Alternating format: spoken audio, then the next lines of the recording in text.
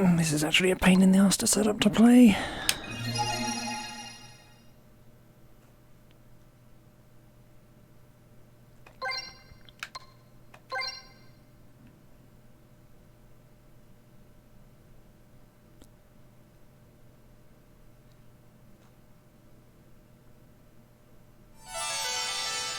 Episode plea 3. A place to return to.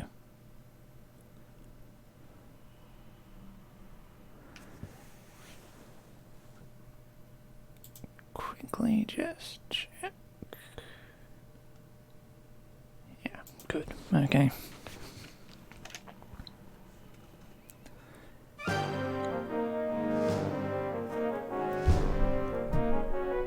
It's only been 2 weeks since I entered the city-state territory, and now I've gotten myself into the biggest mess yet of this whole infiltration mission. Oh, it's him. It's that Harmonian rat Lord Luca was talking about. After Muse fell to the Highland Army, I learned of Luca Blight's absence and snuck back into Muse, which had become the army's main base, but it was there that my luck ran out.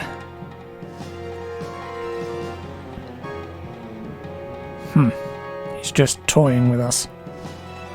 It's worrisome that he appears to be able to come and go as he pleases. Even though Luca Blight wasn't there, my own arrogance had gotten me into this mess.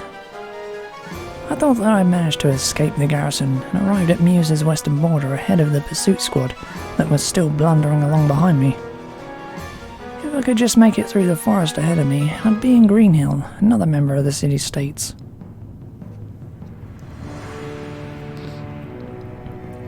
For starters,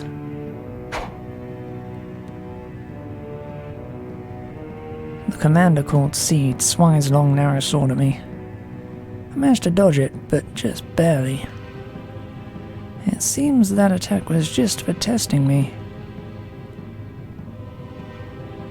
Oh, you avoided it. Are you enjoying yourself? Seed. One rat isn't worth toying with. Finish him off. Let me play with him just a little. Shit. Is he just playing with me? Discreetly, I slip a cylinder wrapped in paper out of my sleeve and into my hand. Well, you see how it is. So just give up already and enjoy your trip to the afterlife. Try not to hold a grudge. As if. I have no plans to go to the afterlife anytime soon. I have a lingering attachment to this life and I've grown rather fond of it. Well, that's just too bad for you. He came at me once more, prepared to strike. This time he was serious. As he was a master swordsman, it was extremely difficult to try and read his moves. I closed my eyes and concentrated on the bloodthirst emanating from my opponent. It was sink or swim now. I didn't dodge his attack, but instead took the chance to crush the tube I held in my hand.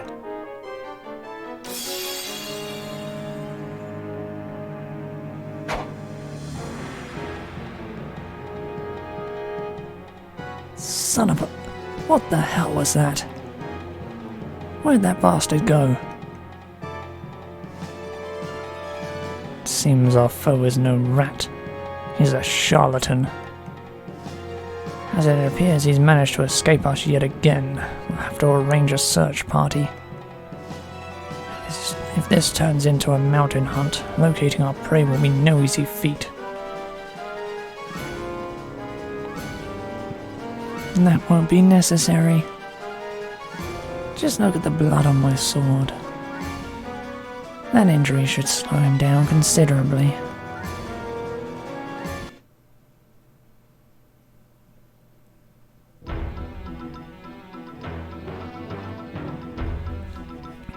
Somehow, they'd anticipated what my next move would be, and had ambushed me while I had been travelling along the mountain path that led from Mews to Greenhill. Rumour has it that the Highland Army will be going after South Window next, and that they formed a secret agreement with the Knights of Matilda. My only choice is to try and get to Greenhill. But be that as it may, my wounded right leg is throbbing relentlessly. One of the techniques I learned with the Howling Voice Guild was how to escape.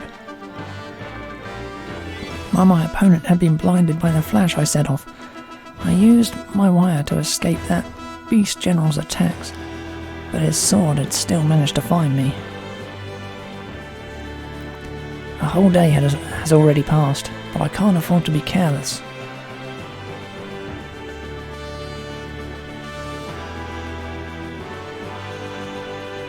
The forest opened up. Before me lay a bridge destroyed by a storm. I knew it. Lady Luck has left me high and dry. There's another path that leads down into and along the valley, but it's quite the detour. Between the wire and my aching leg, I'm not sure if I can make it to the other side. But either way, it's a gamble, and the Highland Search Party will be catching up with me soon. Well, what should I do?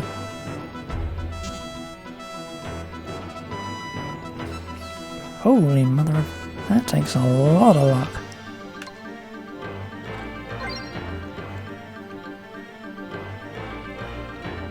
Nope, I better not. When you're out of luck, it's better to be careful. While I'm worried about my pursuers, if they're using horses along the mountain path, it won't be easy for them to catch up with me.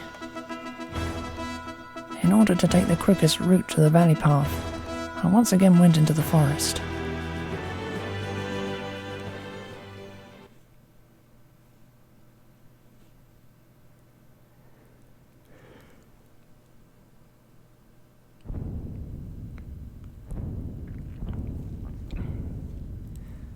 I'd only been in the forest for a short while when I sensed something.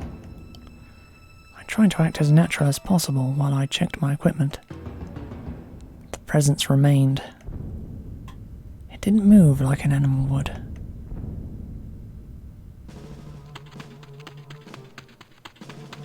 I started to run, and the presence that was following me in the forest followed suit. What's going on? This is strange behaviour for the Highland Army. Despite following my moves so closely, it felt as though my pursuer was hesitant to attack.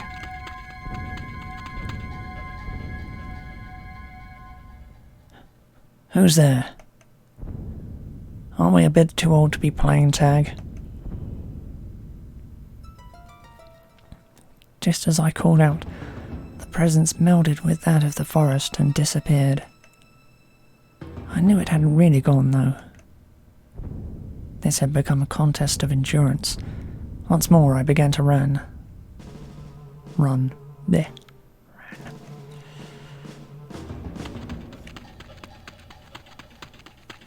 5 minutes. The presence was still there. 10 minutes. The distance between us remained unchanged. 15 minutes. My right leg is killing me. Shit. Looks like I'm going to have to be the one to give up.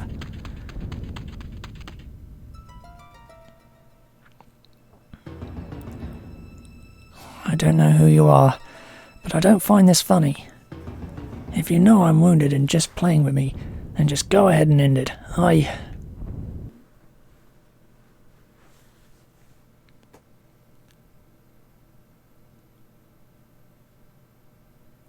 Well then, don't mind if I do. Young Master Lachi. Oh, well, don't mind if I do, young Master Lachi. At that instant, the presence disappeared, and before my eyes a woman appeared instead. The Howling Voice Guild. Teaches many different skills, not all of them related to killing. Even in the darkness of that guild, respect and awe could still be found. Elsa was one of a few Knight class gunners, the highest level of gunner one could obtain. She was also one of the few friends I'd gotten to know during my 2 years with the guild.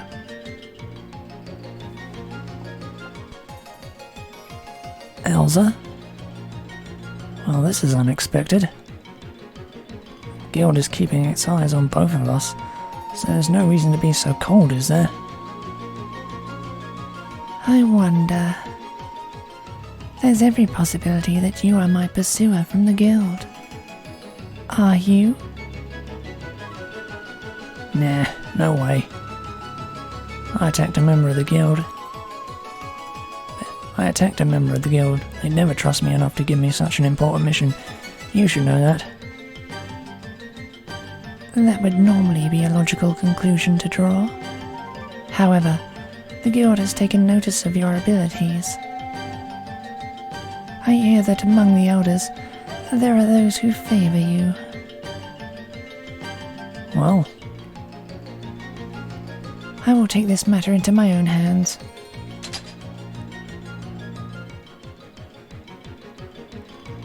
With this declaration, Elsa drew her guns, one in each hand. 2 guns, faithfully bound together by name. Stern and Mond. I can't best you in a guild match.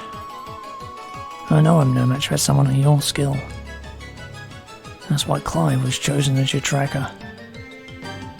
Only a Knight class gunner can win against another Knight class gunner, isn't that right?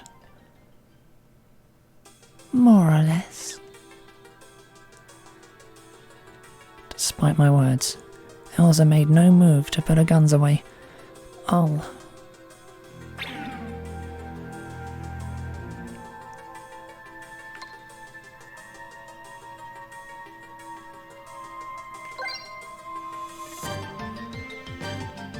This isn't a duel between fellow gunners. Although I sense no reason why either of us should, there is no stopping Elsa or I from losing our lives out here. I thought to use the flash bomb as a distraction, but just as I'm about to,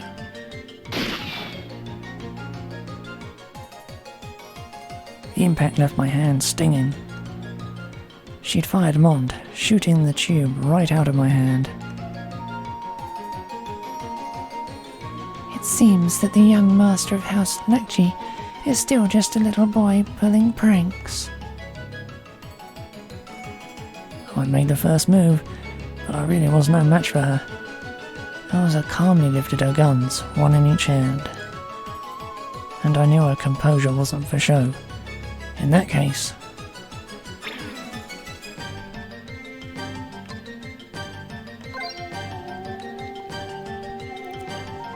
hey. It's no use pretending to surrender. You haven't changed a bit, have you? Even when she's not around, you still like to pretend you're some kind of pacifist. See right through me, huh? As expected, my usual bag of tricks aren't going to be of any use against a Knight class gunner.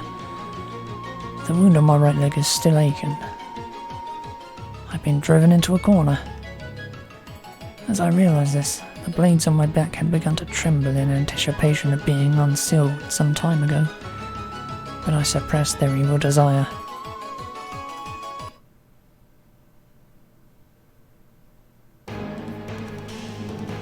Well, I'll just get on with it then.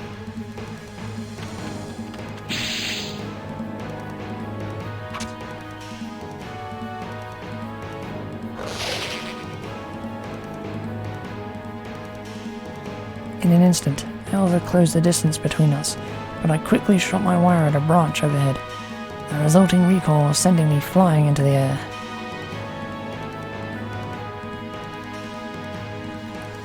You're going to have to try harder than that.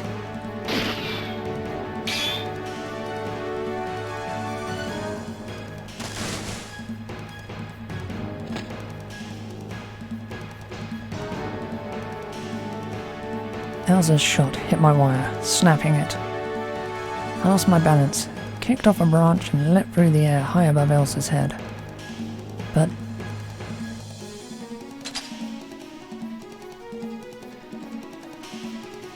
well, it looks like it's my victory, doesn't it? it's not over yet. This isn't some spat in the guild's garden. In combat, the last one standing is the victor. Then let's finish this.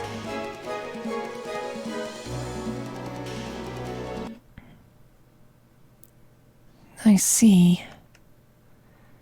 What do you say we call it a draw? A light, shining power had begun to fall around Elsa and I, covering the nearby area.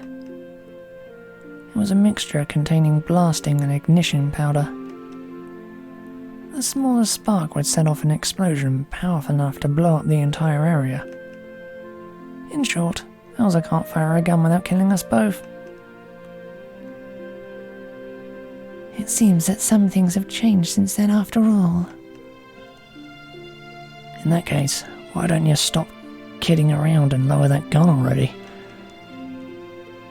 Kidding around? You shot through my wire, but with your aim you could have just as easily shot me. Indeed, you doubtless could have hit me at a distance even greater than that. Well, if I had been serious, you would have died before you even noticed I was there.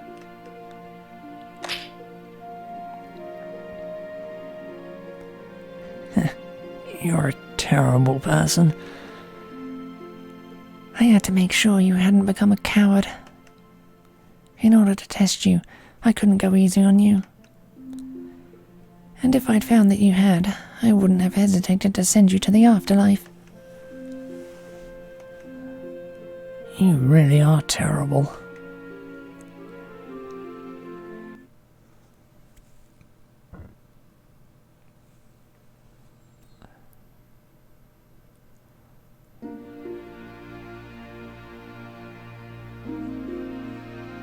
After enjoying the rabbit I'd caught for us, we savoured the coffee Elsa had brought with her.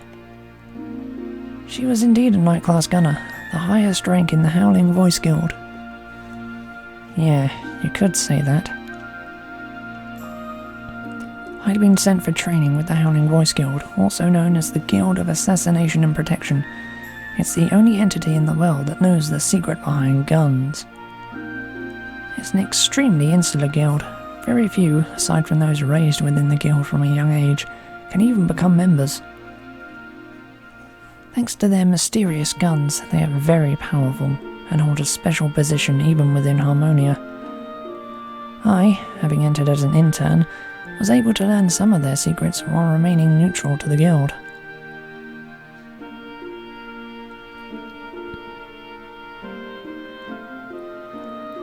Ew, I can barely keep my eyes open. How was it? The rabbit stew, I mean. I don't think my cooking skills have declined. Yeah, that's true. You still use too much seasoning. My only thought was to please you, my lady. You really haven't changed. Ah well, you know. A lot of things may have happened since then, but I'm still me. Some things never change.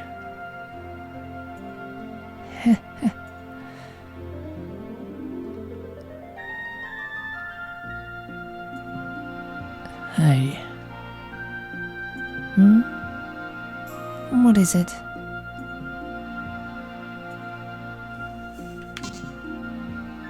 Can't ask. Boo. Never mind, it's nothing. You and I both have things in our past that we don't care to discuss. I won't tell you about myself, Clive, and Killy, and you won't tell me about you and Zaj, and what happened with that woman. It's for the best. Yeah.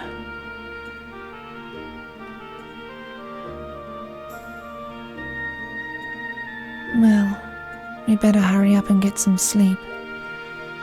Tomorrow will be another early morning. Why's that? That wounded leg of yours. Your pursuers did that to you, I gather. Yeah. I've got myself into a bit of trouble with the Highland Army. Think you could lend a hand if they show up? Sorry, but I have no quarrel with Highland. You really haven't changed at all.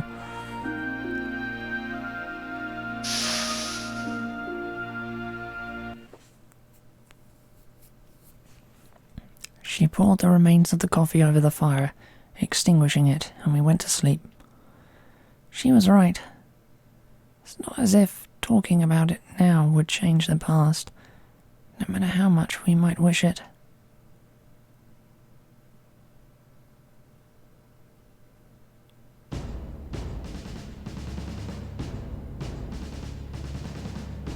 There are definite signs of a battle, and there's residue of some powdery substance. It's the work of that charlatan. Hey, get ready to set it loose. The scent of blood is so thick around here, it'll have no trouble picking up his trail. Yes, sir.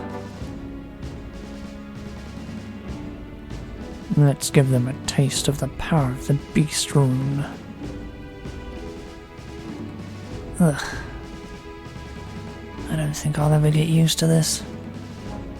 This isn't how battles are fought. Indeed. There's no honor in this kind of fight.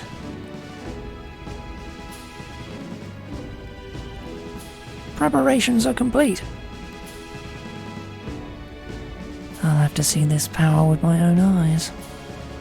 Hey, set it loose. Yes, sir.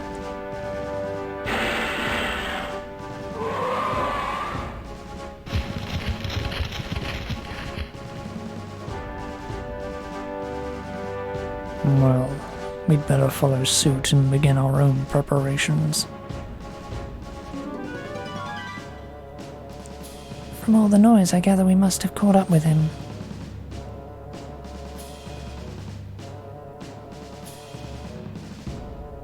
No. I do not know who this guy is. Oh, are you coming too? No, I think I'll pass this time. I'll be counting on you and all. Thanks. But I'll never understand how Harmonia works. I thought we'd be getting reinforcements from the Priest General. But next thing I know, we get a spy in our midst, and then that very same spy runs off with our military secrets. Harmonia is an extraordinarily large country. Although it enjoys both peace and prosperity, there are some who find such tranquility boring. We refer to them as the Democratic faction.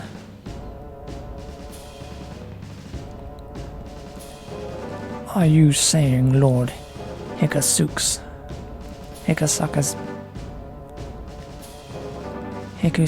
power?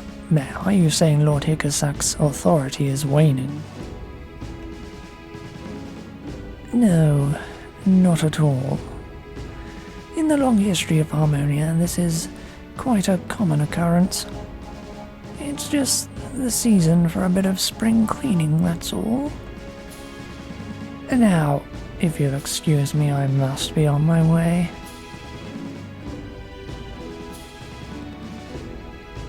Hey, Colvin. I don't understand Harmonians one bit. Well, I'm not sure he's what you could call an average Harmonian. I suppose so. Hey! We're leaving. Don't make us late.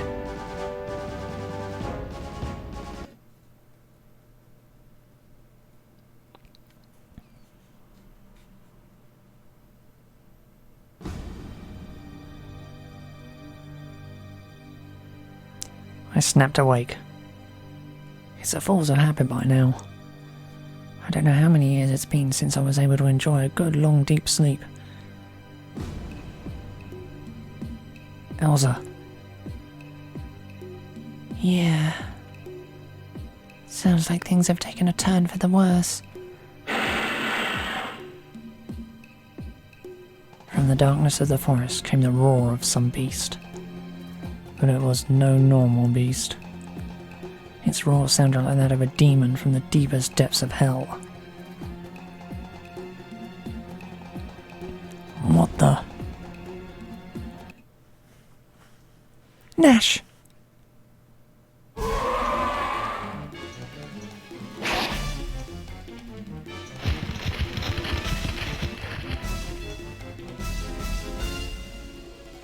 The beast leapt out of the darkness, its sharp, gleaming claws aimed at me. I felt a rush of air across my skin as I just barely avoided its attack, and I knew this was a being of fearsome power. I didn't savour the thought of taking it head-on. The beast quickly recovered after the failed attack and disappeared back into the forest. This thing isn't bad. It is both brawn and brains. Nash! What on earth did you do? I've never seen a war dog like that. Well, I just kinda snuck into the Highland Army headquarters. Why? It had been so long since I had a good meal. I thought I could steal the beast rune for the bonus money. So far all I've managed to collect are grudges. You can't be serious. Here it comes again.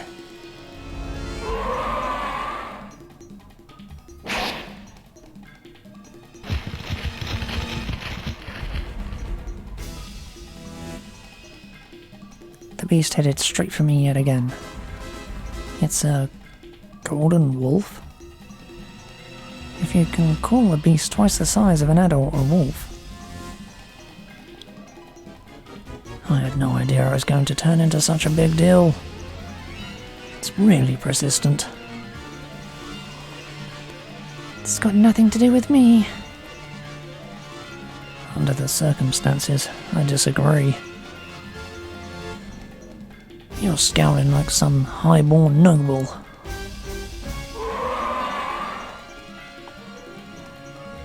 It's back again.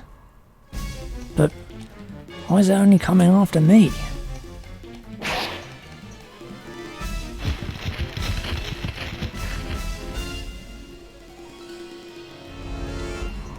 It struck once more, but I knew when to dodge this time and was able to evade its attack fairly easily. Now, if we could just get away. Nash!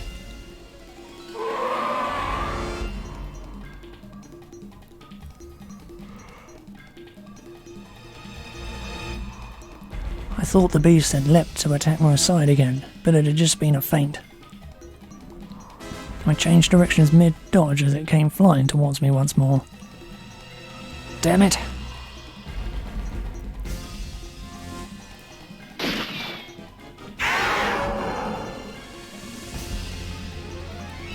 Don't let your guard down. Elsa's shot hit the beast in the foreleg, and it flinched, allowing me to avoid its attack. Looks like I owe you another one. I do expect you to repay me in full someday. Provided we both live through this, that is. Sounds good to me. I don't suppose you'd want to shoot it between the eyes and add that to my tab too, would you? A small matter in theory, but I'm afraid that in this darkness, with the speed at which it moves, hitting it is no easy task. First we have to figure out how to lure it out of the forest. In that case, the solution should be fairly simple.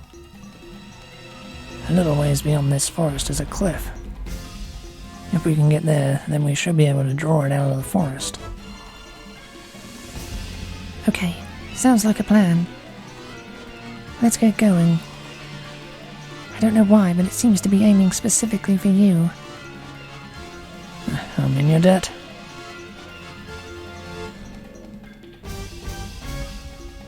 We made a mad dash through the woods, the pain in my right leg doubling in intensity. My wound had opened up again, but it was nothing compared to what that beast would do if it sunk its claws into me.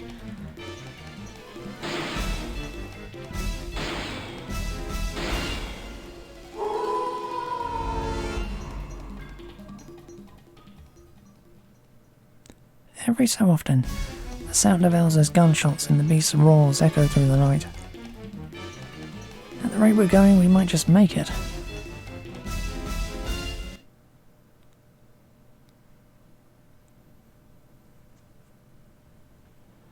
Alright, let's set our trap and lay in wait for him here.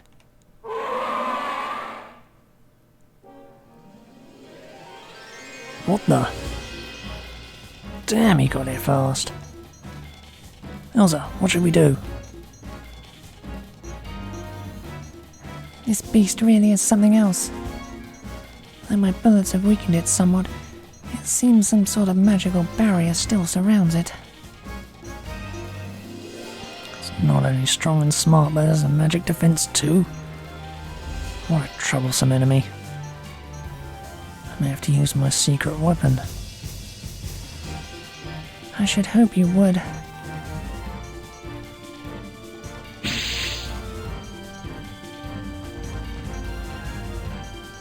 Turning towards the Golden Wolf, I fire my anchor from my left hand. Of course, I didn't actually believe that such a simple attack would be effective.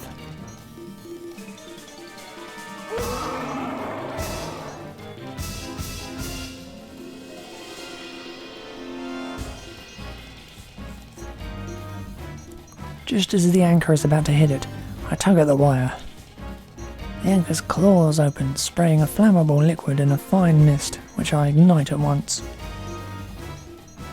If the barrier is magical in origin, it should be weak against flames. How'd you like the taste of that, huh?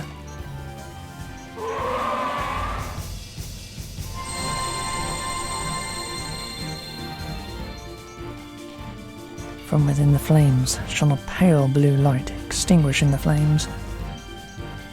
Glowing upon its forehead was a rune, the Beast Rune.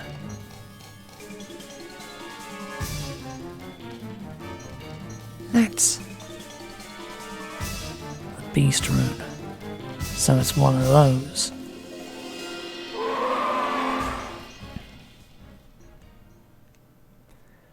The appearance of a true rune explains how it can be so strong if it truly spawned from it.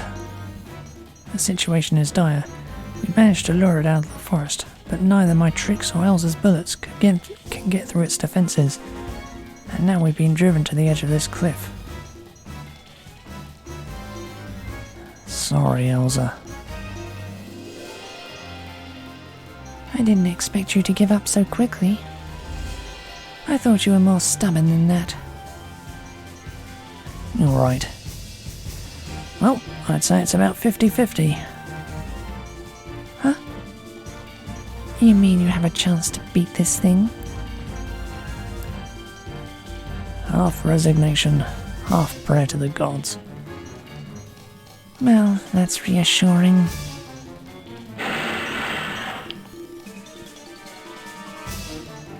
The Golden Wolf slowly approached us. I don't think we've seen everything it's capable of. It feels like it's holding back. Elsa?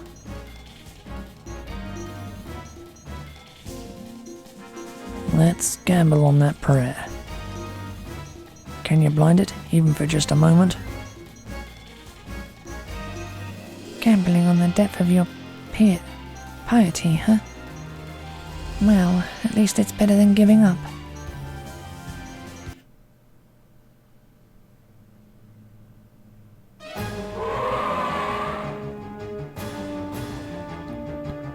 Elsa!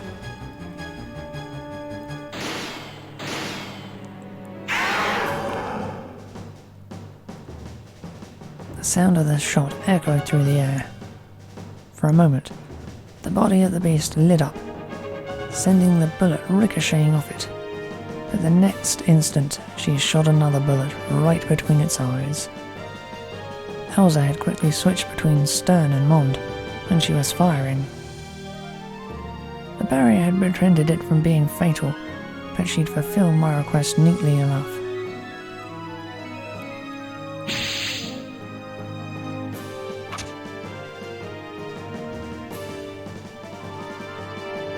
Elsa, here it comes.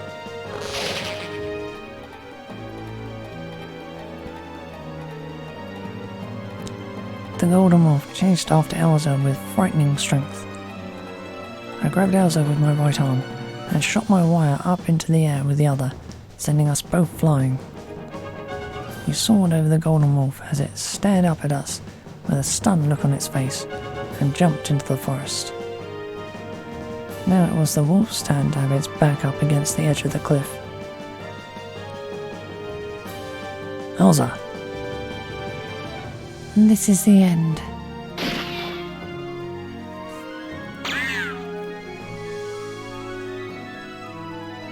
Elsa fired a bullet, hitting the ground at the golden beast's feet. Its barrier shone bright once more, but we hadn't been aiming for the beast itself.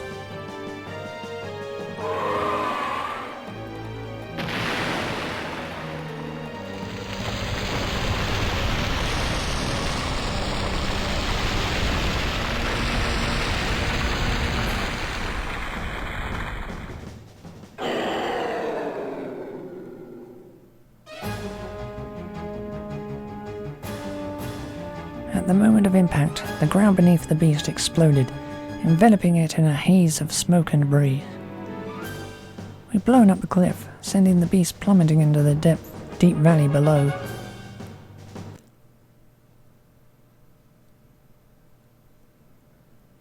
Phew, looks like our prayers were answered. I don't believe in such things.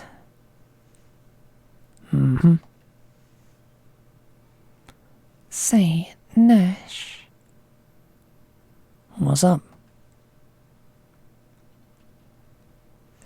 So, just how long are you planning on holding me like this?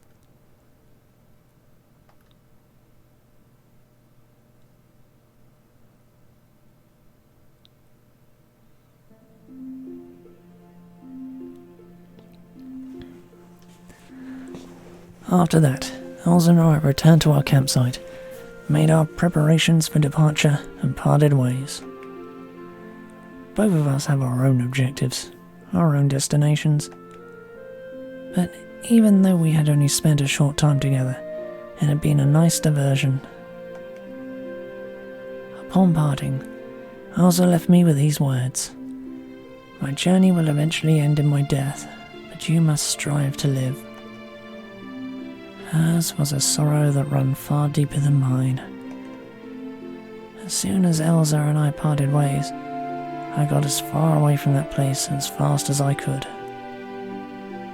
I have my pursuers to deal with, and I don't want to get her any more mixed up in this than she already has.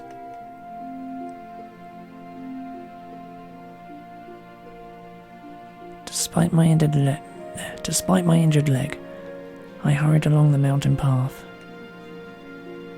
I'd been walking for about 2 hours when I had to stop and take a break. Night had already begun to fall.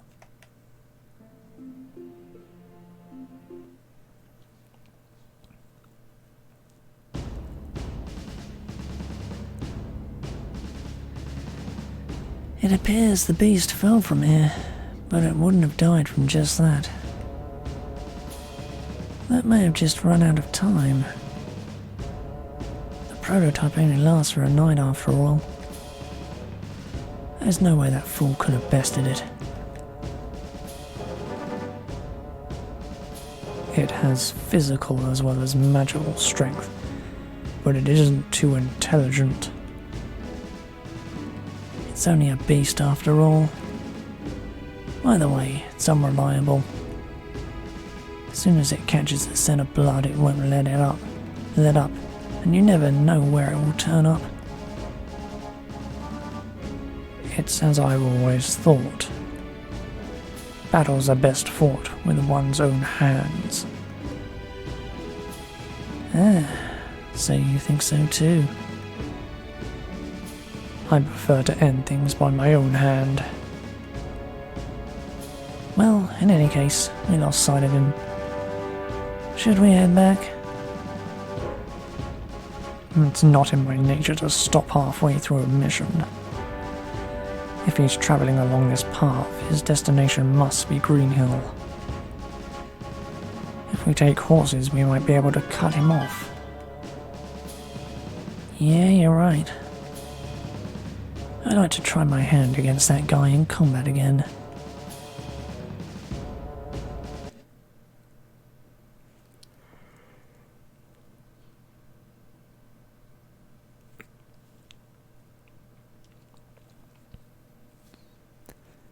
If I can just go on for 3 more hours, I should be in Green Hill. When I've made it that far, I can rest easy. Seems my pursuers are slowly giving up. My step gradually begins to lighten. I wonder if I can see it from here. But it wasn't the sight of Green Hill that met my eyes as I scanned the horizon. It was a soldier on horseback.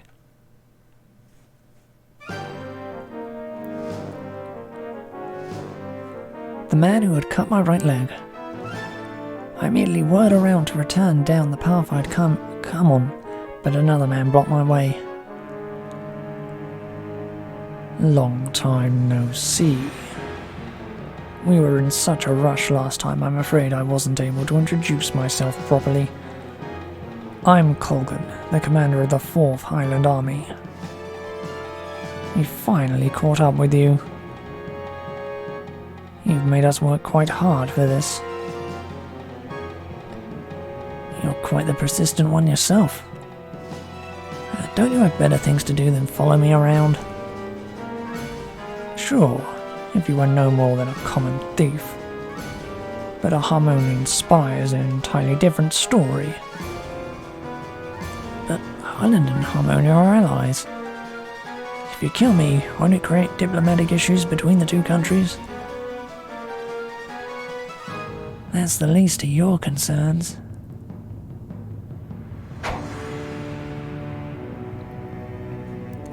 Before I'd realise it, the other man had come up behind me and swung his sword.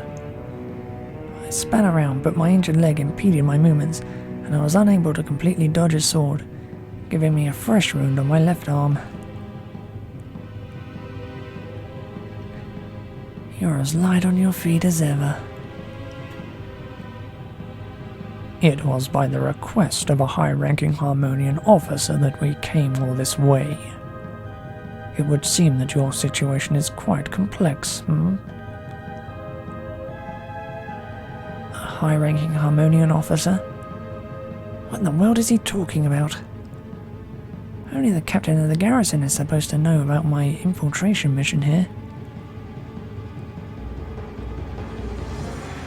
Your right leg, your left arm. What's next? Mr. Charlatan. Charlatan, huh? Was that your attempt at a joke? You could say that. Well then, why not try this on for size? I slip a flash bomb into the palm of my right hand, and a throwing knife into my left. Take this. Just as I attempted to set off the flash bomb, Seed knocked it out of my hand with a single stroke of his sword. Well, what now? Enough of your clever little tricks. Get serious.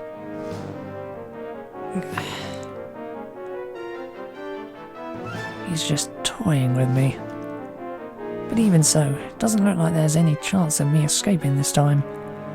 For a moment, the thought of releasing the swords on my back fills my head, but I desperately resist the temptation. Fine. If you want to fight this out to the bitter end, I'll be your opponent. So you finally come around. There was no need to lead us on this wild chase to get here. I have a few firebombs that I hadn't used in the fights with Elsa and the Golden Wolf in my right sleeve, some throwing knives in my left, darts in my right gauntlet, and the wire anchor in my left. It'll be alright. Let's do this.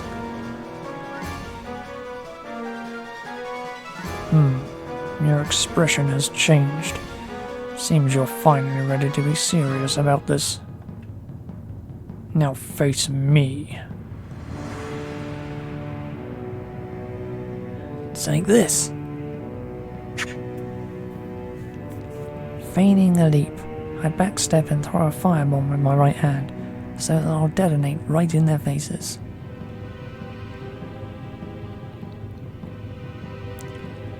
Water rune.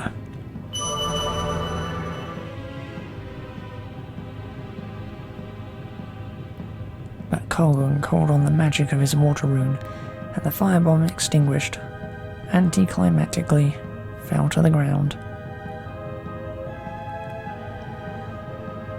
Well, if that's how you're gonna be.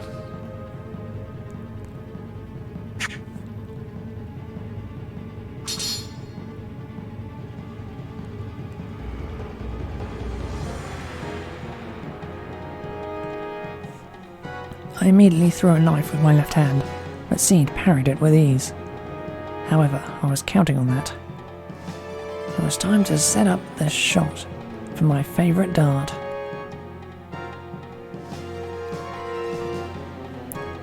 Thunder Rune, strike down on my enemy.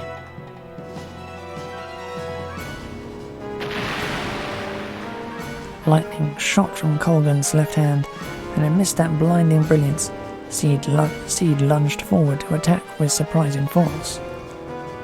A synchronized sword and magic attack. Even if I was able to dodge the sword, I'd be fried to a crisp by the magic attack, and if I endured the magic, I'd be stabbed by the sword. Ugh.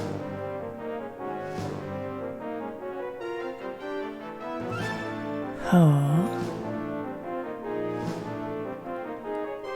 I absorbed the impact with my arms, leaving them numb. Gripping an earth talisman in my hand, I'd used my left arm to absorb the lightning strike, and used my right arm gauntlet to defend against the sword's blow. But I wasn't out of the frying pan just yet. Or rather, it might be more accurate to say I'd fallen into the fire. I only had the strength to fend off one more attack at best. What? Is that all you've got? I thought you'd last longer. This certainly is something of a disappointment. Especially considering everything that Harmonian officer told us about you. Does he have some kind of grudge against you? What was his name again, that guy? He called himself Zaj.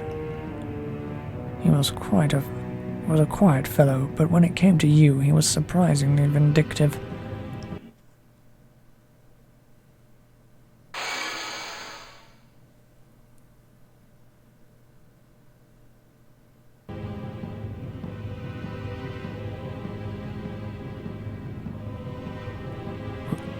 What?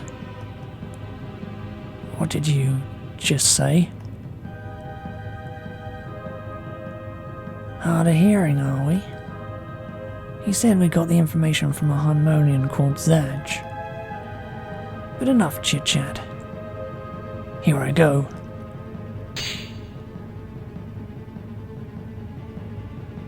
Crossing both my arms, I stopped C's attack by blocking it with the gauntlets on my arms.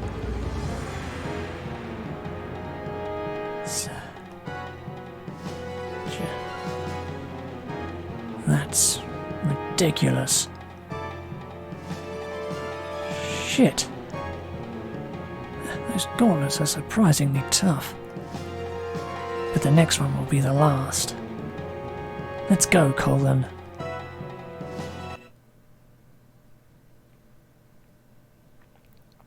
They're coming. If they hit me with that simultaneous magic and sword attack again, there's no way I'll survive. But... Zaj. Seeds closing the distance between us with stunning speed. Colgan's rune is shining. But my mind's calm. It isn't simply free of idle thoughts. I've gone beyond feelings and simply feel nothing at all anymore. I'll be breaking the oath I made. But I have to live. They said Zaj. If it's him...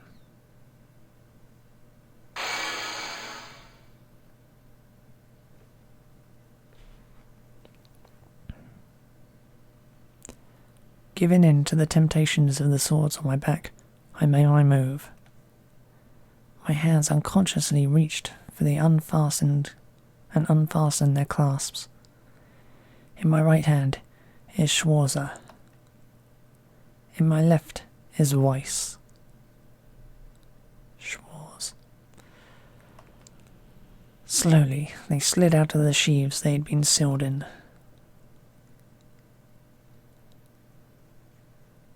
It's over. Schwarz!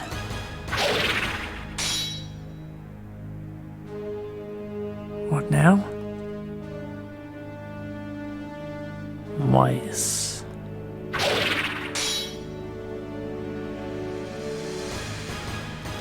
He repelled the lightning? What the devil are those?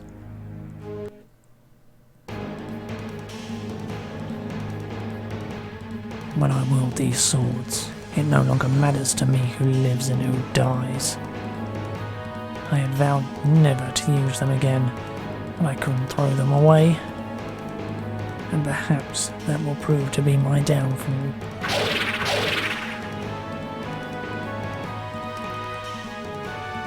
In the name of the Lecce family, in the name of the dual snake sword, Grosser Flus. I wielded a sword in each hand, and memories of techniques I learned came flooding back. Memories that I'd sealed away.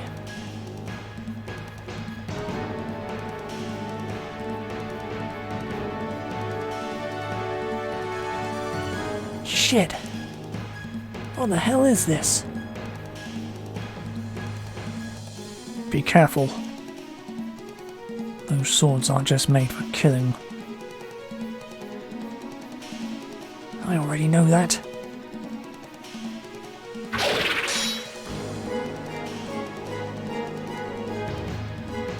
With straws in my right hand, I made a grand sweeping attack, but it's easily avoided. However, that was just a feint. Gripped in my left hand, Weiss shot out. Though it's a blade, the reason it's called one of the dual snake swords is that it can extend itself. Seed barely managed to defend himself in time. As expected.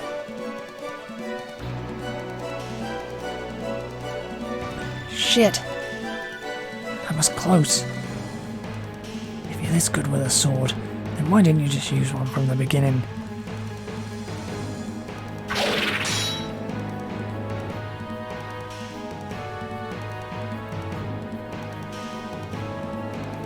I flick my wrist and draw the fully extended Weiss back into a blade to repel Seed's counterattack. But Colgan appeared from my blind spot, sword at the ready.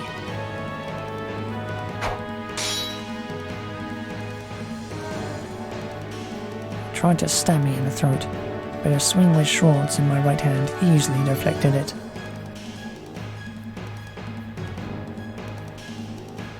This technique provides quite the defense.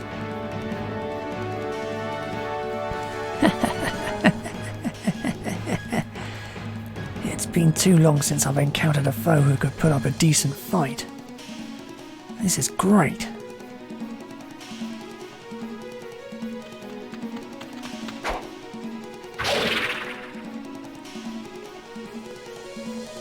twist my wrist, and both Schwartz and Wise are back to swords forms. And this is it. I kick up some dirt and rush between the two of them, striking them both at the same time.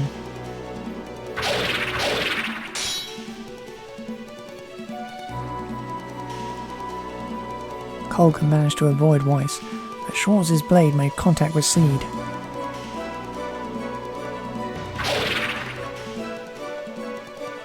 At that instant, Schwartz transformed once again, and whip-like, twisted around the blade Seed had been about to attack with. Ugh.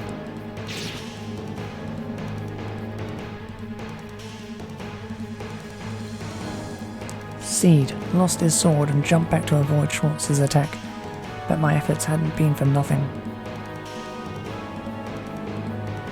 Seed. I'm fine. Just grazed my chest. Seed had started to get up but fell down on one knee. Schwartz's deadly poison had already made contact. Too bad.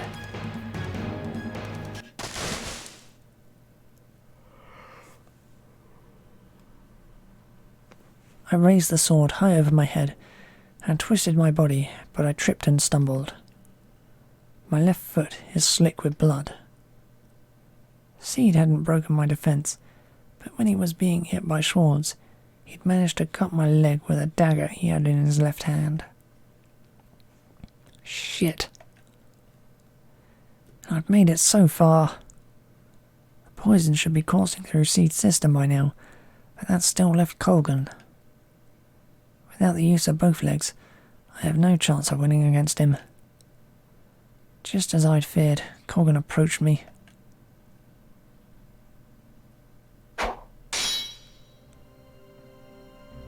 My whole body is shaking as I try to gather strength into my hands and repel his sword once again, but I end up with his sword at my throat. Sheesh. Seed is hopeless sometimes. You don't fight that recklessly against an enemy you don't fully understand. So now you're gonna kill me on his behalf? While that wound pleases me, you're the only one who would know about the antidote. While that would please me, you're the only one who would know about the antidote. Give it to me, and I will spare your life.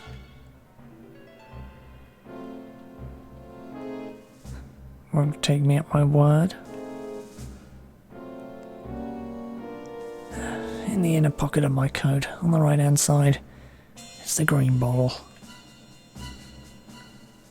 This one? Do you trust me? The only guarantee I can offer that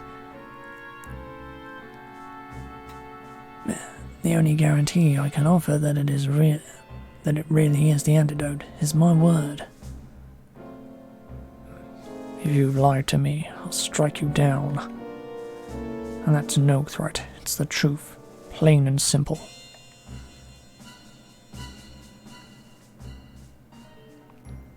Colgan pulled out the antidote and, letting go of me, returned to Seed's side and had him drink it. The effect won't be immediately apparent.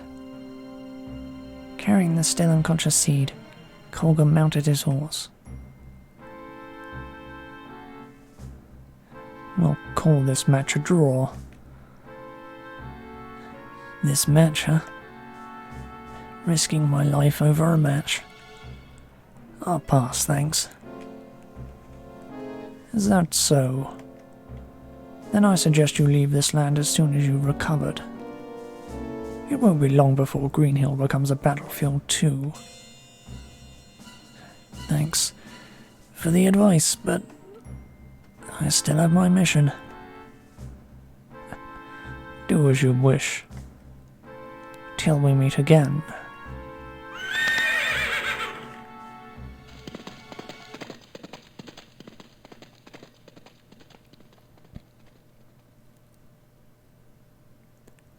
With those words, they made their exit. Somehow I'd managed to survive yet again. I was overcome with joy.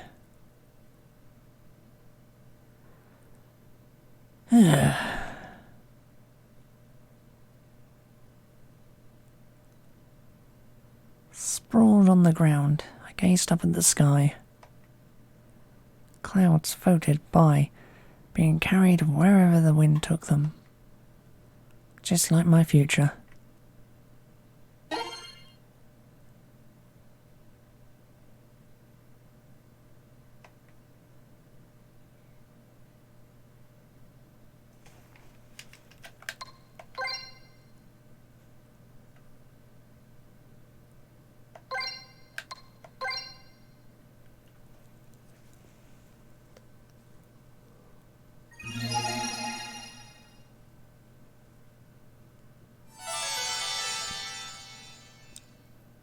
Okay, last episode. War's End and Beginning.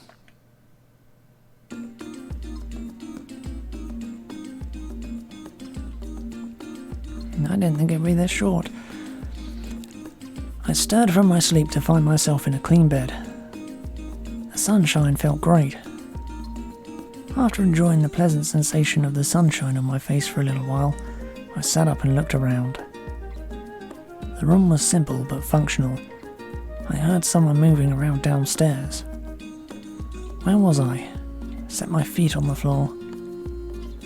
A bandage had been carefully wrapped around my right foot. Gingerly, I tried moving my body. A pain in my joints let me know how long I had slept. I shifted my hip downward again and started massaging my ankle. I needed to work my way towards being able to use my muscles again. At least now I knew what condition I was in.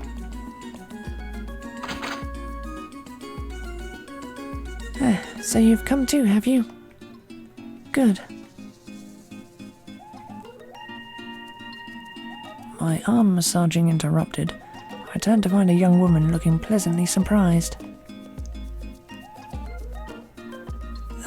Thank you for taking care of me. Is this your work? Well, yes, but only because Lady Teresa ordered me to. I really am glad, though.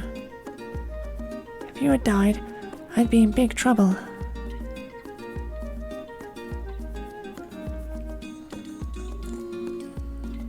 It really is a miracle you survived, though. One of the students happened to find you nearly dead in the forest behind the school. You really ought to thank them. Oh, I see. Yes. Don't forget to pay for your lodgings. It has been 3 days after all. It's a small price to pay for your life now. Okay. I guess it's better than them stealing my wallet and leaving me there alone. Well then, if you're ready, come on downstairs. We'll give you 3 days' worth of breakfast. Could I have hard over eggs and crispy bacon, please? Eggs should be fine, but I'm not sure if we have any bacon left. Can I get you anything else? How about your name? I'm Yuri. Well then, see you downstairs. As she said those words, the young lady left the room. So, this was the second floor of the inn I'd been taken to after being snatched from the brink of death. And that girl, Yuri, I hate to say it, but she hadn't saved me out of the kindness of her heart. Well, that's enough information gathering. She had said Teresa, and Teresa is the name of the mayor of Green Hill's daughter. In any case, it seemed like I was getting closer to my destination. After massaging my body a while longer, I figured I was in good enough condition to walk around town. Gathering some light equipment, I went downstairs to the first floor.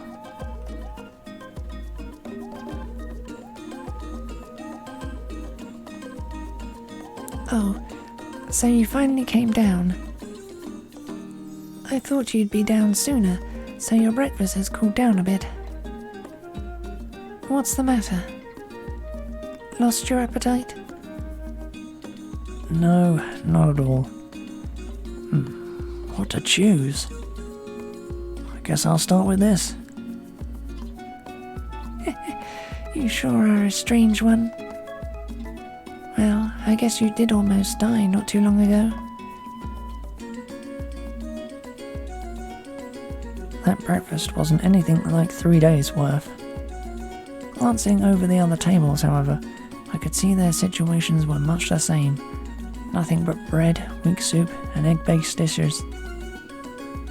Before I snuck into the city states, our intelligence had reported that for years Greenhill's harvests had been poor. This much we'd known, but the situation was even worse than I had anticipated.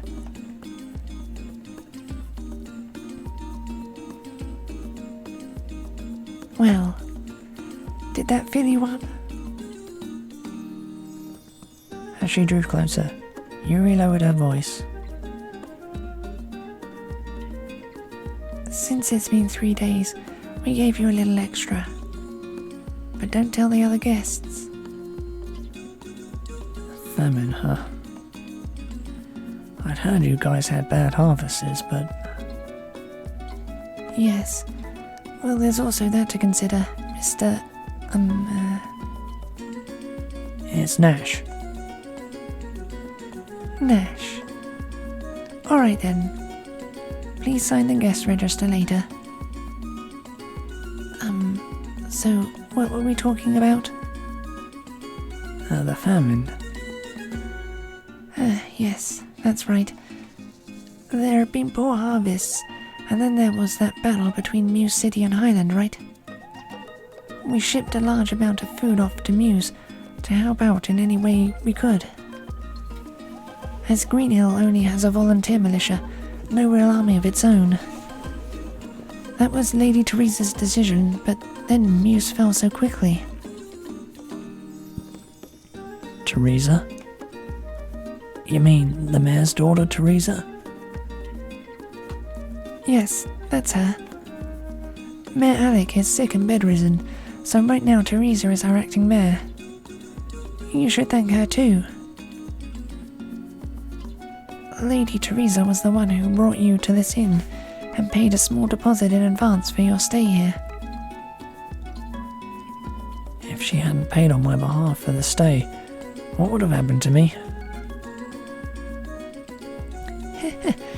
Who knows what would have happened? Leaving me with that mystery, Yuri left to take another guest's order. As I enjoyed my post-meal coffee, I considered my next move. I had already sent off the report about the beast rune, but all clues regarding my original objective, finding the true rune, had dried up. I am overdue to report in, but with nothing to show for my investigation. There is little point in returning for the time being. I'm now wanted by Highland at the very least. If I want to ensure my safety, the best thing to do would be to enter grassland via the Matilda Knightsdom and return to the Southern Frontier Defence Forces headquarters in Caleria.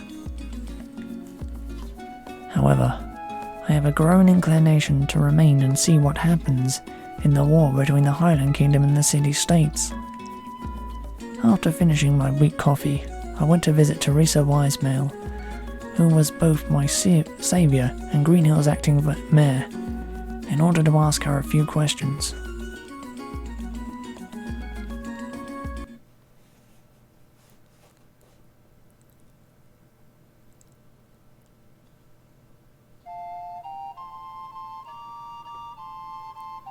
Upon getting my clothes in order, signing the inn's register, paying my 3 days' rent, and finally freeing myself from Yuri, I arrived at the entrance to the New Leaf Academy, aiming to find Teresa. Since the independent town of Greenhill was born from a simple college town, I learned that the mayor traditionally also serves as the dean of its New Leaf Academy.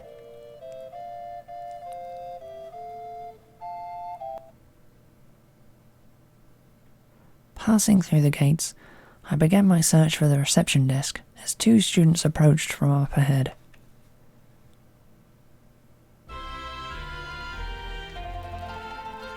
You have to admit, that quiet guy is just perfect. Really? I'm not so sure. He's just so dreamy and gives off this feeling like he's a prince from a far-off land or something. Come on, you always say stuff like that. Excuse me, but could one of you tell me where the reception desk is? No, he's different from the rest. I packed a lunch and gave it to him. I wonder if he's eaten it or not.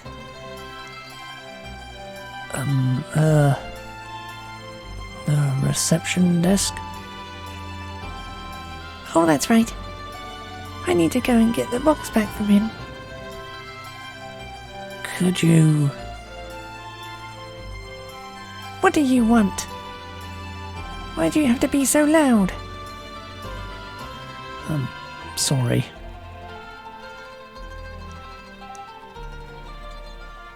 Sorry, I'm looking for the reception desk. Oh, the reception desk. It's over. Hey, hang on. You're not from around here, are you? The reception desk. Leave it to me. This way. Over here. Come on, hurry up.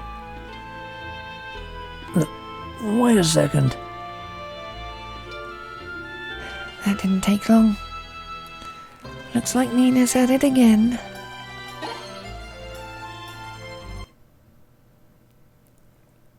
She's a predator.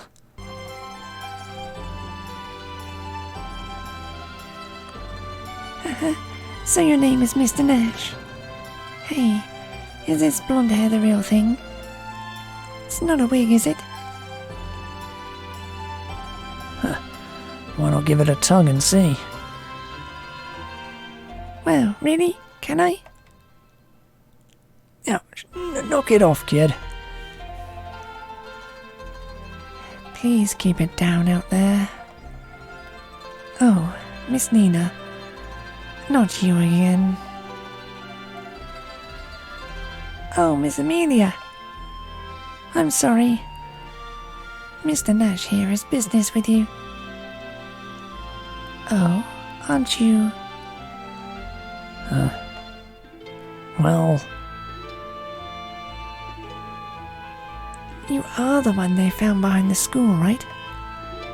Are you feeling better already? well, I'm alive at any rate. I thought I should at least come here and thank Lady Teresa.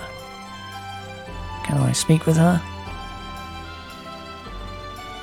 Yes, of course, but she's a busy woman. You'll have to make an appointment if that's okay. We'll send word to the inn you were taken to. Alright. Looks like I'll be troubling that inn for a little while longer. When they brought you in, you were covered in mud, but you're pretty cute when you cleaned up. Why don't we go out for dinner sometime? Huh? I found Mr. Nash first, you know. You're breaking the rules.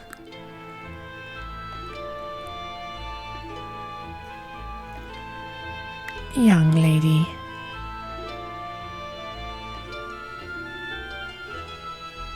Oh, never mind. But now that you mention it, Lady Teresa is conducting negotiations in the Highland camp. She should be returning soon, so you might catch her at the city's gates if you want to meet her. Then I might be able to thank her there. It's worth a shot. Mr. Nash! Wait for me, I can show you the way!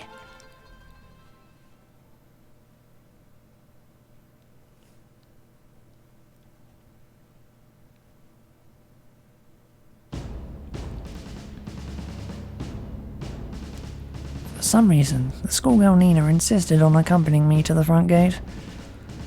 If Teresa was negotiating with the Highland Army, it could only mean one thing. The city was on the brink of falling under their control. Whether I planned to escape or resume my search, it's going to take longer than I expected. Soldiers and townfolk alike were gathered in front of the gate.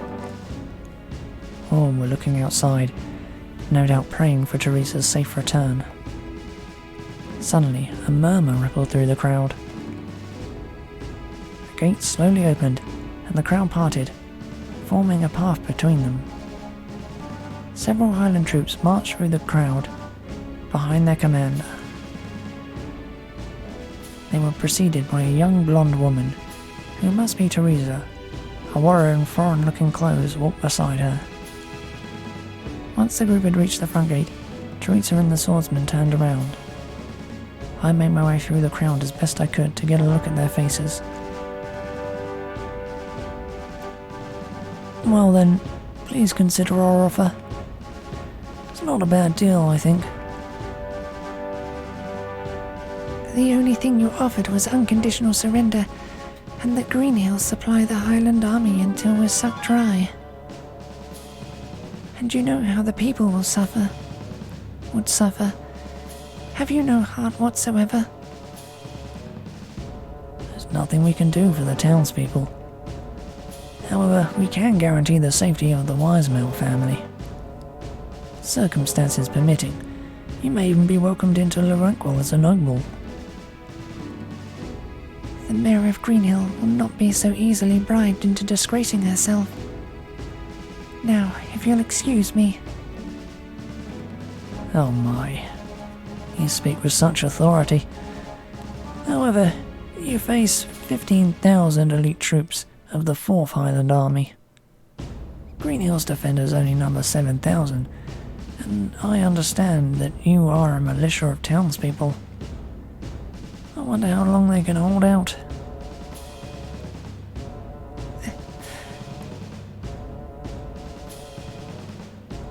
Sir Raud, perhaps you should return for today. Highland and Greenhill currently have a truce, but in a state of war, this would be Greenhill territory, and my sword would be against your throat in a heartbeat. Are you trying to insult me? The truce for parley only lasts until dawn tomorrow. I suggest you consider your options carefully.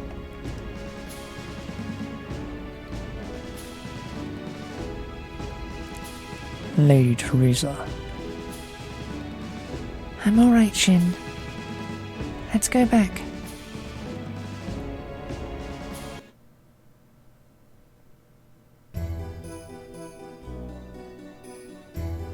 The entire crowd began to move at once. I tried to wriggle my way to the front somehow, but unfortunately I didn't get a chance. In front of the gate, the enemy commander was speaking to Teresa about something. What to do?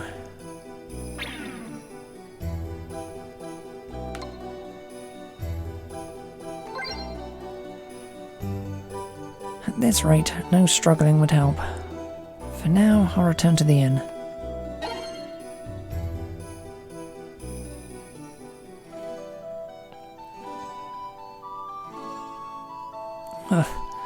Somehow I made it through the crowd back to the inn.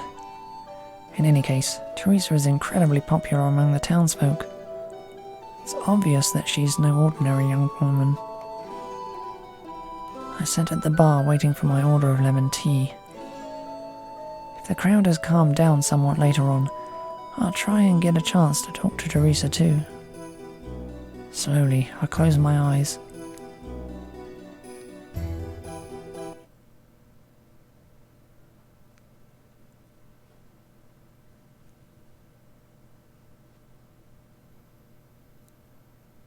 Well, what should I do now? My orders are to find the true rune, but I haven't gotten even a scrap of information regarding it. Soon I'll be past the deadline for the investigation.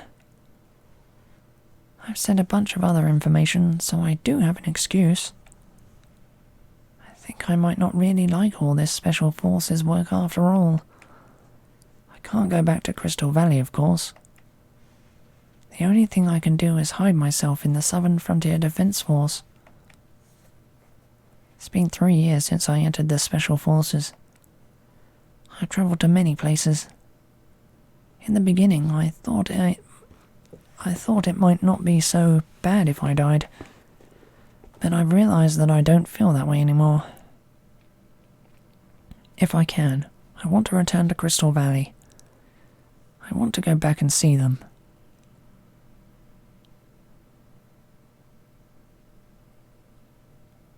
Do you mind if I sit here? Do you mind if I sit here? I opened my eyes, startled. I knew that voice. Right in front of my eyes, sitting there was. You don't have to look so surprised. It's been a while now, Shlachchi. Zaj. Is it really you?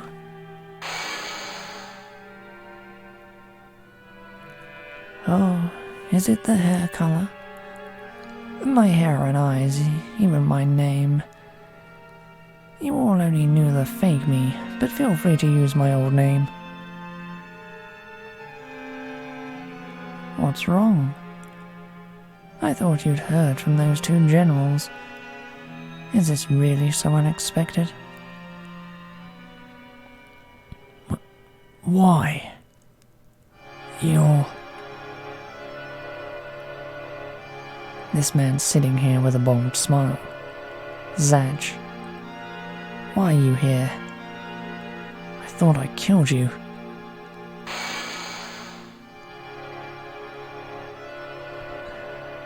That poison Schwarz is coated in. Zodiac Tower. If I hadn't gotten the antidote in time. Anyway, the guild has a long history of assassinations, and has accumulated a vast amount of knowledge toward that end. The results are a bit showy, so I'm not sure I like them. So you're saying the wound you received wasn't fatal? Right. Back there, your loud way of doing things naturally created a bit of an uproar. It was naive and childish of you.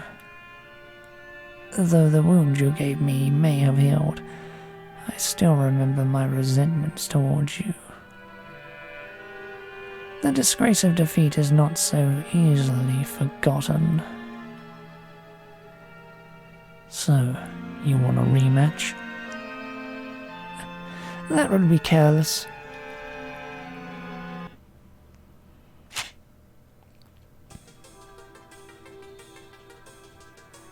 Suddenly, Zaj was gripping a miniature gun in the palm of his hand. I may not be quite a Knight-class gunner, but I doubt you can get away from the gunpoint of a Squire-class gunner all the same. Won't know until I try. Grosser Fluss is trembling. There's no choice. My opponent's a gunner. I need to depend on this thing again. Do you really think that will work?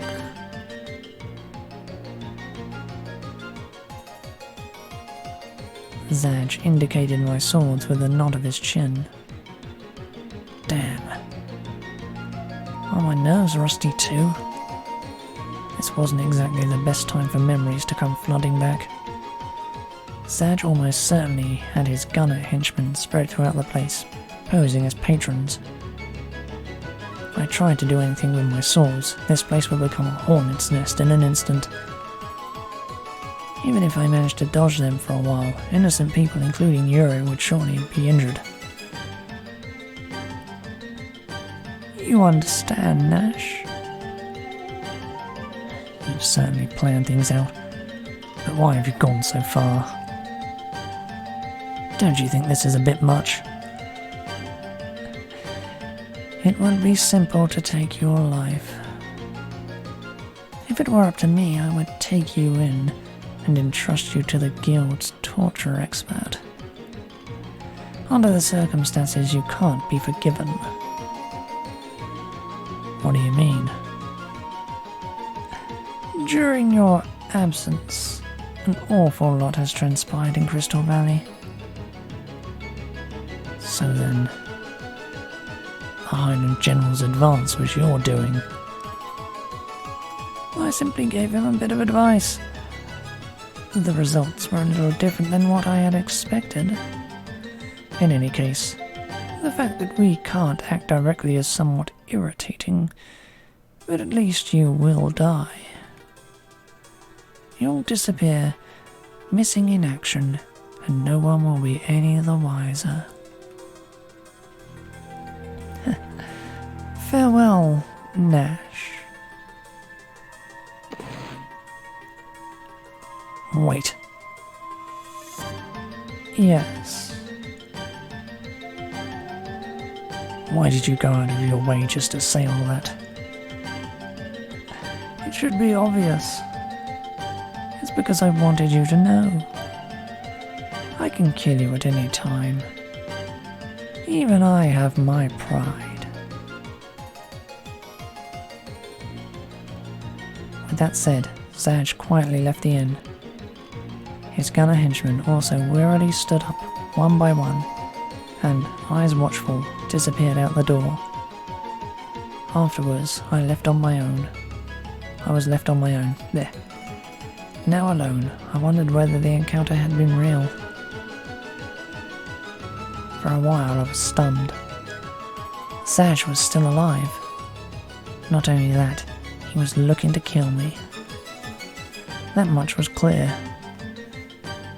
Escaping from the siege would be no small feat. But what to do now?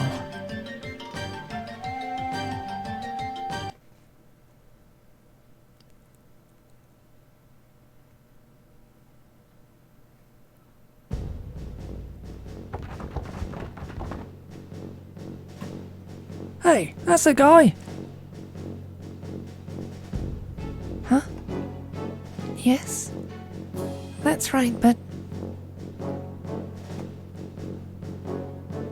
It appears I'm being pursued yet again.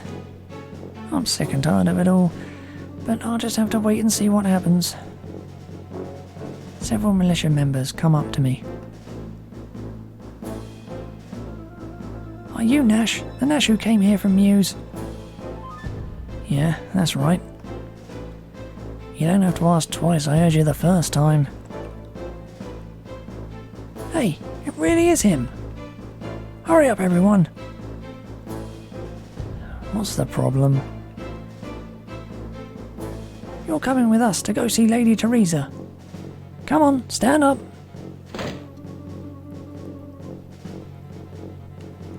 The man grabbed my arm roughly in an attempt to make me stand. Reversing the mover, I lightly twisted his arm upward.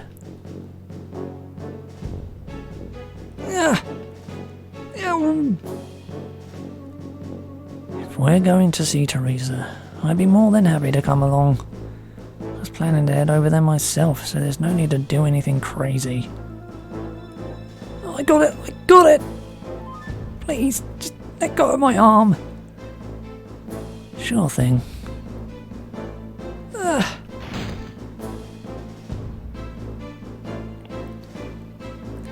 The man lost his balance and fell to the floor with a loud crash.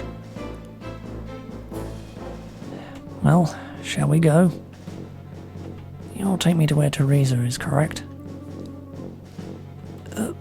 Yeah. Come with us.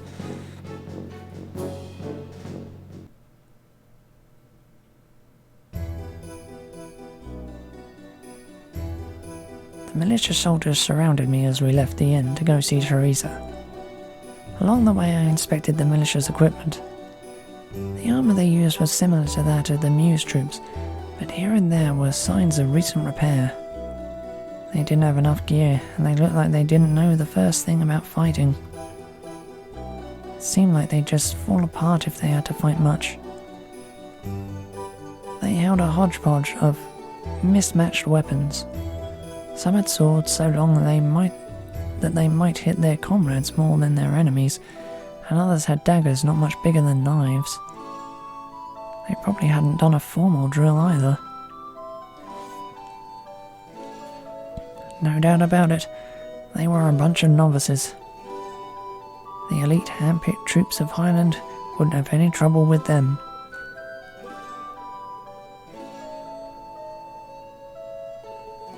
Alright, here it is. Get in there. Alright, I got it. Hold your horses.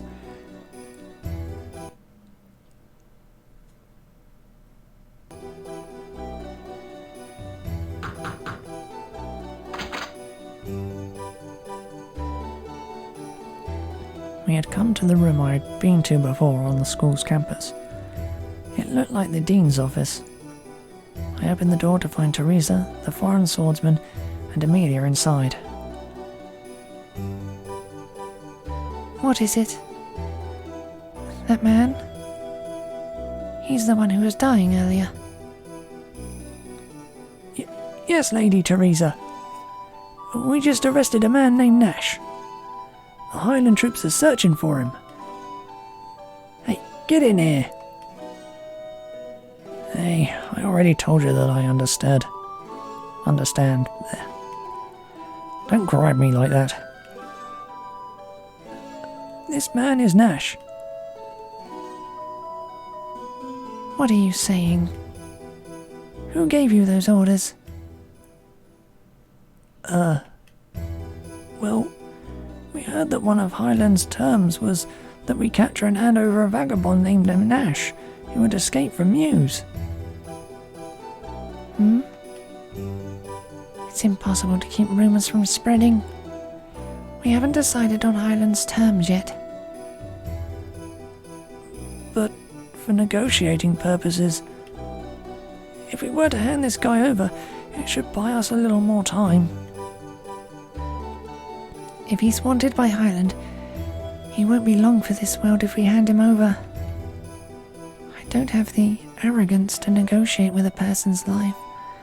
All of you, leave now. But... Stand down. Understood. As the militia reluctantly filed out, Teresa approached me. I most humbly apologize for the behavior of my troops. Are you in better health now? Well, yes. In any case, I was thinking about coming to express my gratitude anyway. Thank you for saving me after I collapsed. No thanks are necessary. It's only natural to save a wounded traveller. Lady Teresa. Yes, Amelia, I know. Please excuse me, Mr. Nash.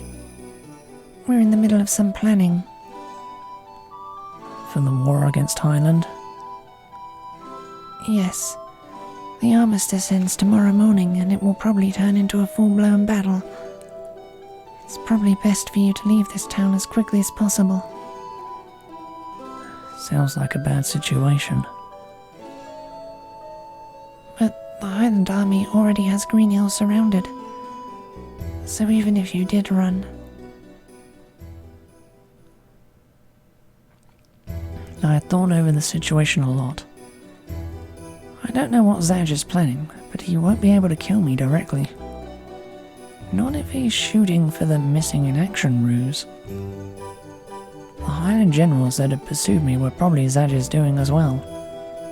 Highland already has Green Hill under siege. It's only a matter of time before Green Hill will be occupied by Highland. Someone like me wanted by Highland will be tracked down and executed. Well, if Green Hill falls into Highland's hands, it seems pretty likely that Zaj and his guild henchmen will take advantage of the confusion to kill me. After all this, it looks like my fate in Green Hills may be the same, like a candle's flame flickering before a strong wind. There are two paths here. I can lend my strength to Green Hill and hope that they can break Highland's siege, with my help, or I can try to break out of the siege and flee on my own and take on both the Highland troops and the gunners. So what to do?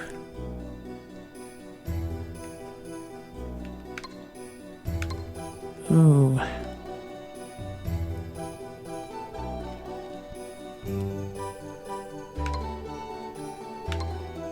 think that one I should go for, but because I know this one won't win, but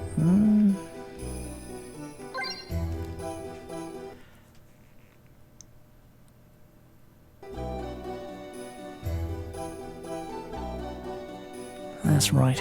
Even putting the Highland army aside, Zadge's men will be keeping an eye out for me. Escape is pretty much impossible. Zadge's goal to the bitter end is to make it look like I bungled my mission and got killed by Highland troops. If I ran away now, I'd expect him to take advantage of it. So I decided to say that Teresa's now bewildered face. Seems my fate is bound up with Green Hills. So I'll lend you my strength. For my sake and for Green Hills. Mr. Nash, I appreciate your offer, but please rest and recover your health. Leave the fighting to us. We will not let Green Hill fall. If things proceed as they are, your head will be on display at the city's gates by tomorrow morning. Then, the swordsman at Teresa's side, who had been silent through all this, suddenly approached me. It seems he didn't appreciate my words. Shin, stop that. Mr. Nash is only trying to... My apologies.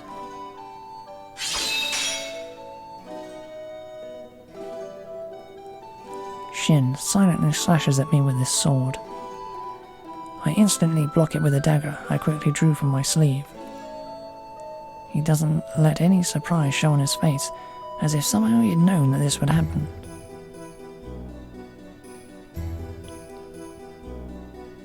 I simply wanted to determine your skill. I apologize for my rudeness.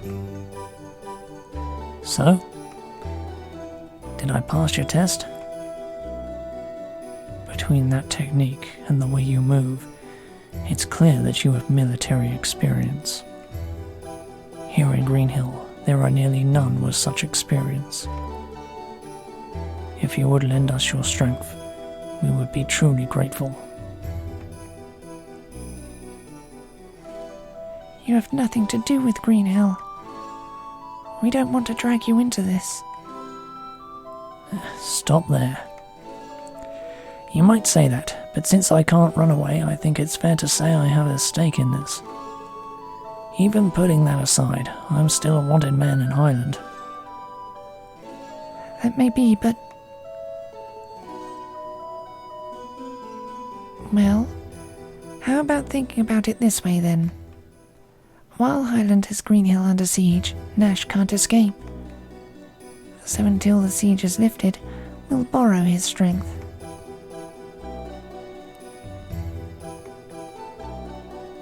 It's true that we have desperate need of anyone with experience. As long as Nash is okay with it. Right. Now that that's decided, we had better start mobilizing. We only have until tomorrow morning. Can't lose this fight, Miss Acting Mayor. Yes.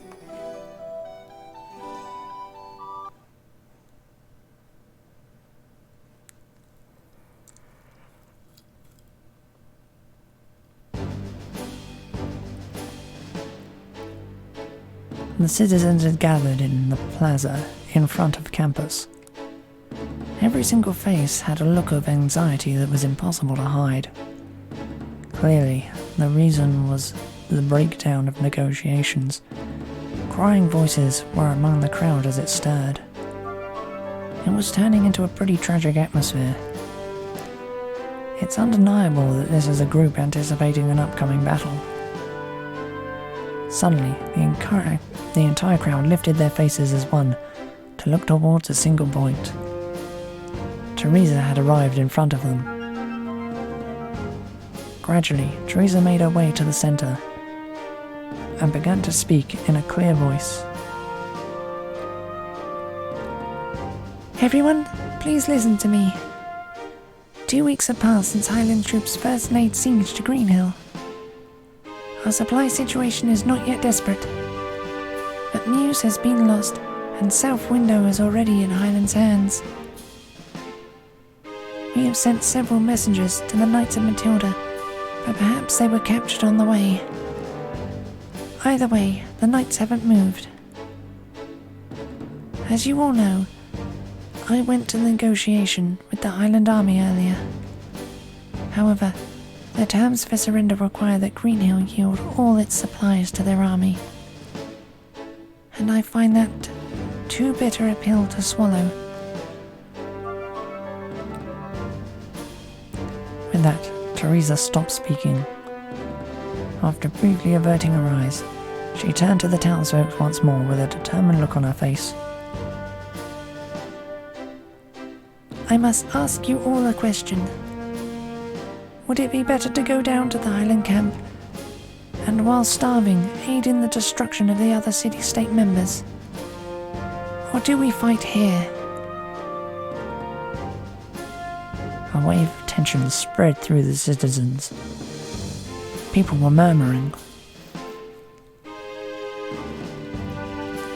The right to decide what should happen to Greenhill lies with everyone. Whether to fight or surrender, it is up to you. I will, however, promise you this.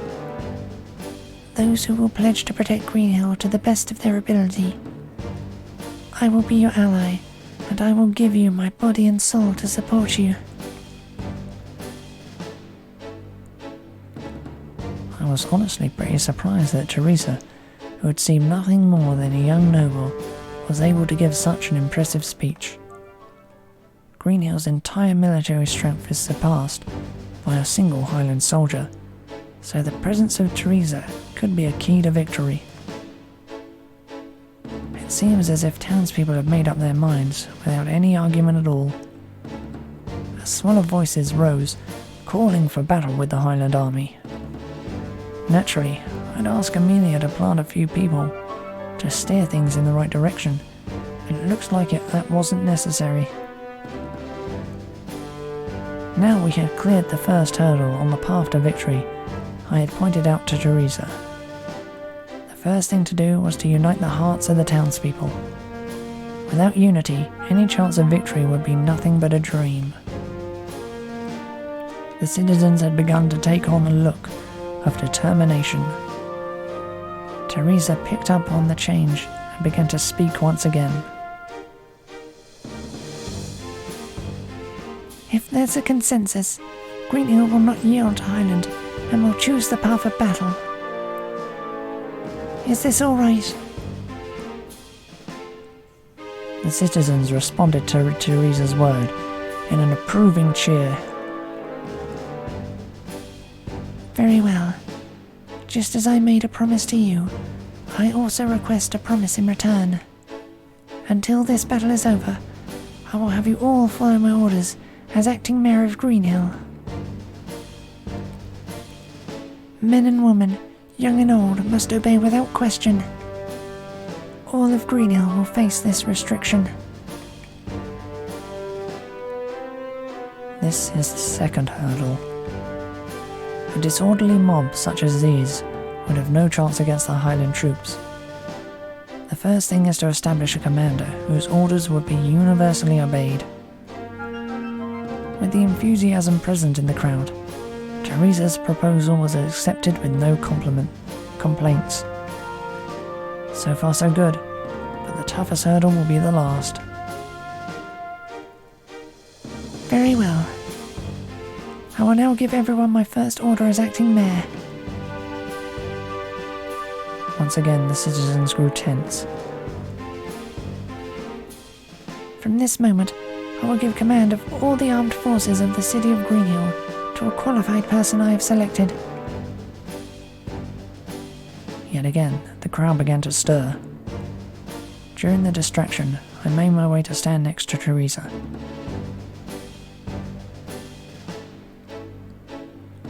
I appoint this man, Nash Lectry, to that position. Hearing this pronouncement, the townspeople began to raise voices in question. Who is that? He's that stranger who's staying at the inn. Why would she pick him? Can we fight under the command of a stranger? This isn't funny. There's no way I'm following him.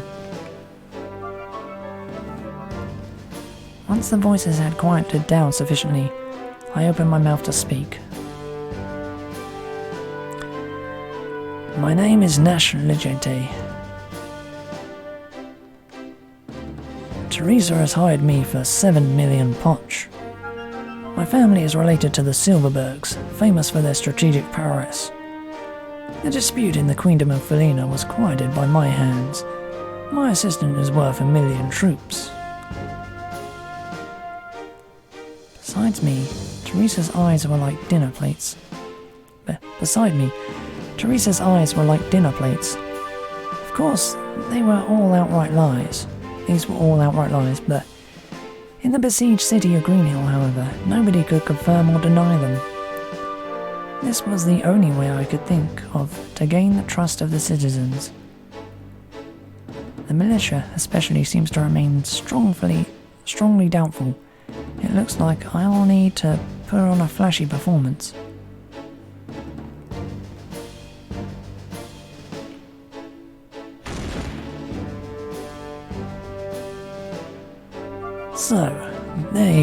So, are there any here who still want to oppose my appointment here? 6 self-proclaimed men of valor had already stepped up in opposition. It's a little harsh, but calling them that would be a lie. While they were confident enough in their skills, they were still novices and no true opponents of mine. Unarmed, I threw each of them to the ground. Well then, it appears there aren't any more complaints. As I said that, I glanced at the faces of the troops. The first thing was to let them know the level of difference in our skill. Though it was grudging, I could see acceptance on the soldiers' faces. Teresa began to speak once more. Tomorrow, Highland will begin their attack. There isn't much time left, and our disadvantage is obvious. From now on, please follow Mr. Nash's orders and begin the preparations. We must not let Greenhill's pride be trampled on so easily. The citizens' faces, though grave, took on a determined expression. Somehow, we managed to clear the third hurdle. The townsfolk will begin preparations at my command. Without delay, I began giving orders to the townsfolk.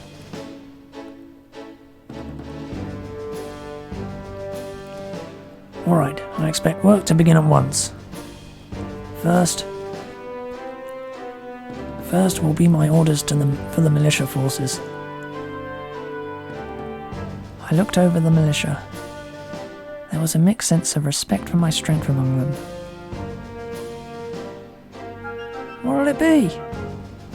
Do we attack from here? Ignoring the voice, I began handing down orders. Immediately take off your armor and place it together with your weapons here.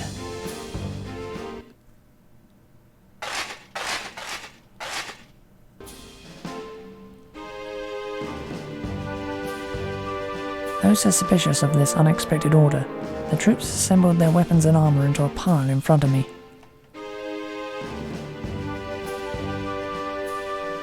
Good.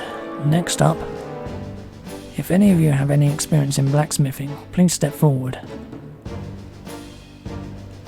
I'm Jude, and I teach sculpture classes here. For now, I can also do blacksmithing. I see. So we'll start off with weapon and armor maintenance then? No. First off are weapons.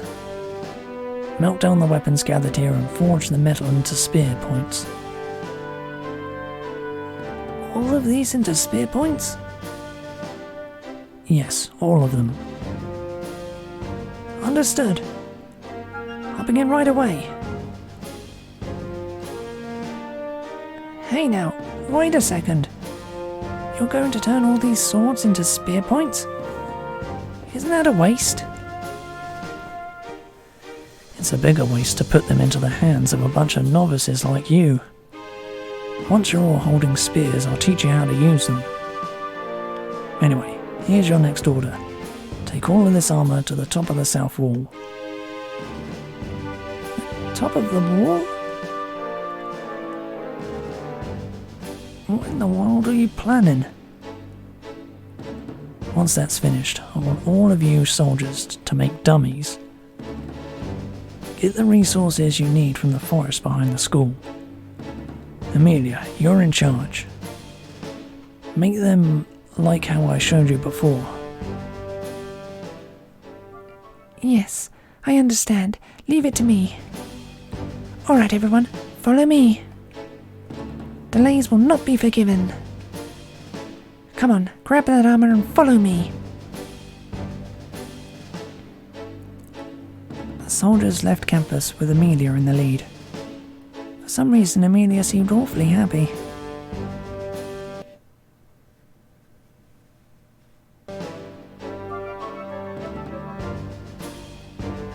Next up, are there any rune masters among you? I'm Jean, and I teach runes at the academy. May I be of use to you?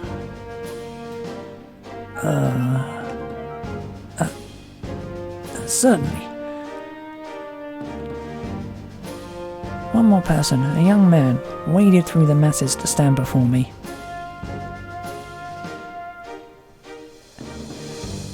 I'm Canal. I'm studying to be a phonologist, but at the moment I'm also studying runes. I appreciate your help. Now then. Well, we could assemble the pupils from my class to help out, I think. But how would we be helping, I wonder? Ah, yeah. Can you take all the runes and sealed orbs in Greenhill and turn them into talismans? That way more people will be able to use them than if we were to just leave them as runes. That's true. Is that the only favor you wanted to ask? Yes. Your clothes. They're a bit... could you not stand...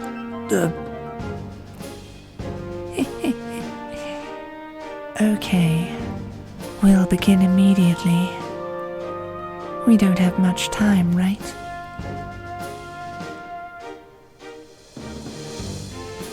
Jean, Cornell, and the rest of the class left from the classrooms. They needed an appropriate space to work in. With them taken care of, I turned to face the remaining townspeople.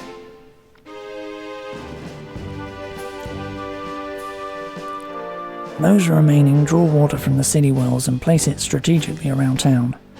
Once that's finished, tear down all stone walls inside the town and carry the stones to the top of the east and west walls. To be in charge of this, I'll appoint... Me! Me! I'll take care of it. Draw water and gather stones on top of the walls. I'll do it. Sure. I'm counting on you. Everyone, please hurry. There's not much time left. Once your work is finished, return here and I'll give you your next set of orders.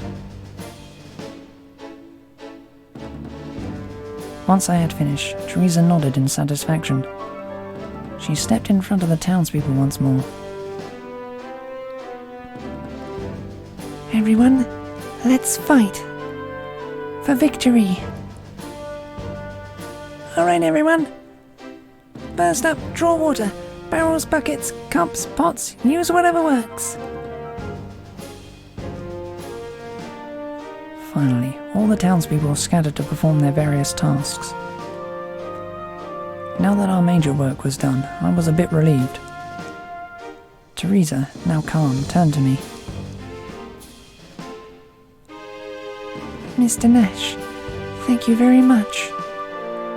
We couldn't have done this nearly so well without your help. Well...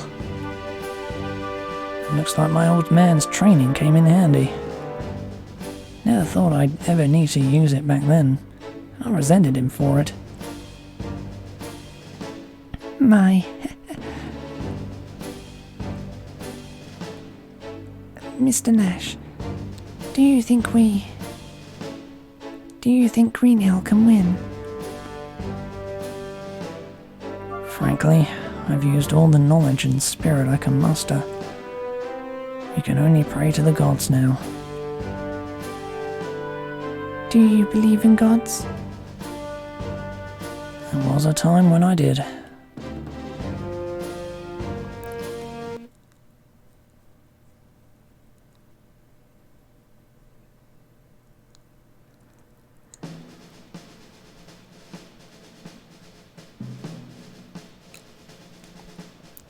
Mr. Nash, what size should the points on the spears be?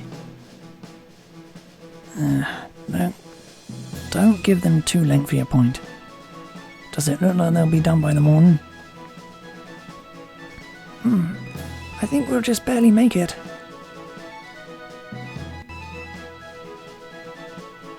Mr. Nash, the dummies you asked for are finished. Should we line them up along the top of the walls now? No. For now, please get some sleep. Let the soldiers rest up until you see the signal. Understood.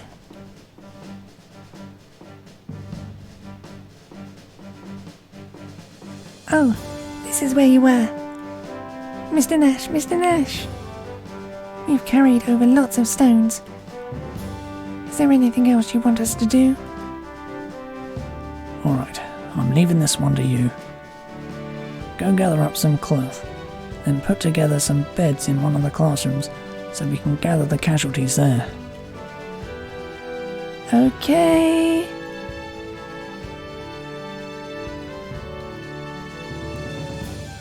Excuse me. We weren't able to find many runes, so I'm afraid we'll be coming up a bit short in the sealed orb department. I see. I wonder if there's another way. I'm certain there are some that are used by students for practice in the classrooms. Be sure to use the ornamental orbs as well. If you need more, ask old Ned in the basement. Yes, ma'am.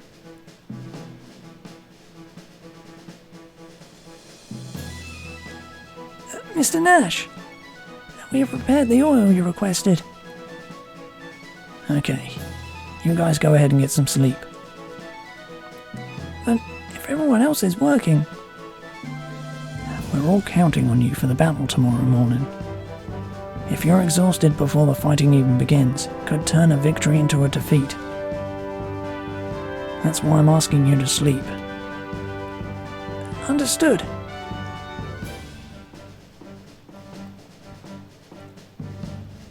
Nash. I've picked out all the militia members who have some experience using swords. But there are only about 30 in total. Is that okay? It will have to do. We've had some red bandanas made. Please hand them out to those soldiers. Alright. How much more can we manage to do before morning comes?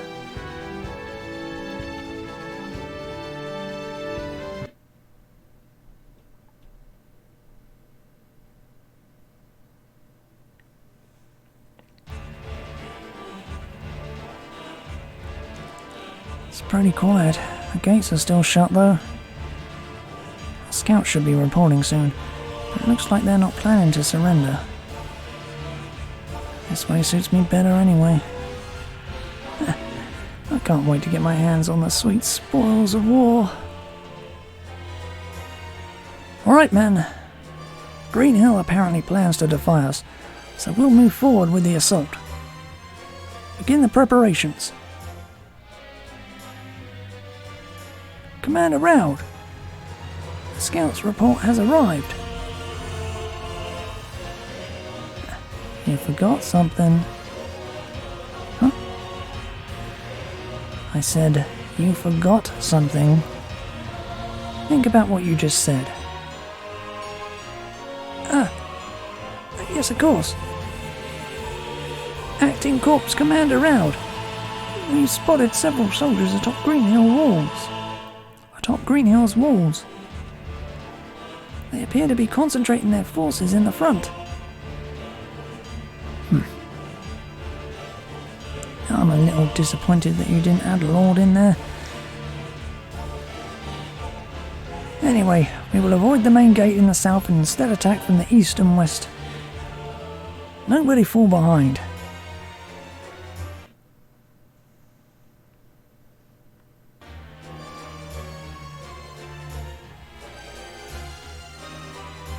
The Highland Army will probably begin their attack soon. I'll only say this once, so please listen carefully.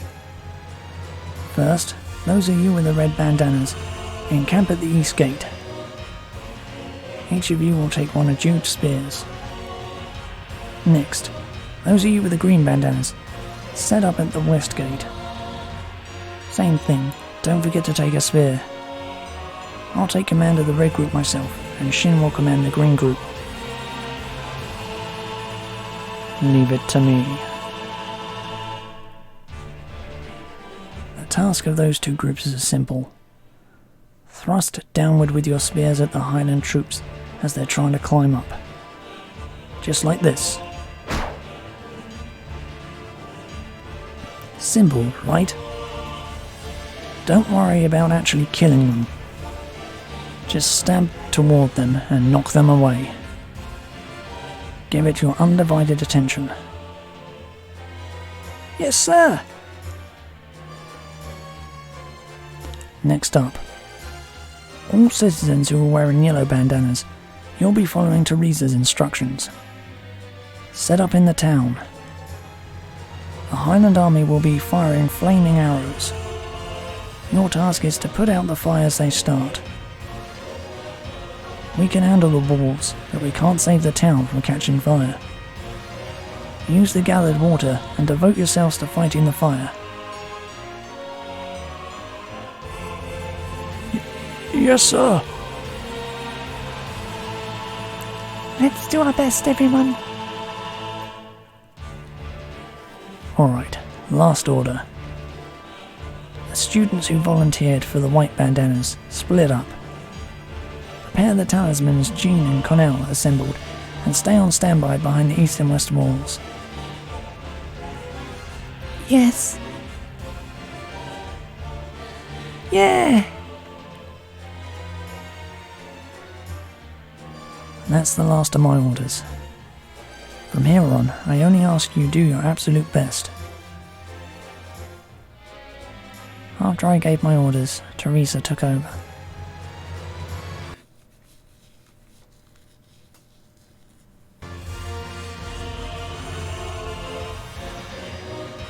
My fellow citizens, the Highland Kingdom has brought its army before us. We, who have not the strength for fighting, who know not any means for fighting, and had forgotten any intention of fighting. Now the flame of hope in our hearts has been reignited. Through your help, we have endured all-night work, and shortly, intense fighting will begin. What the Highlanders wish to overcome and destroy is our pride, the pride of the citizens of Green Hill. We can surely win in the battle ahead, that much I believe. Yeah! Let's go! For Green Hill! Let's hurry up. There's no time to waste.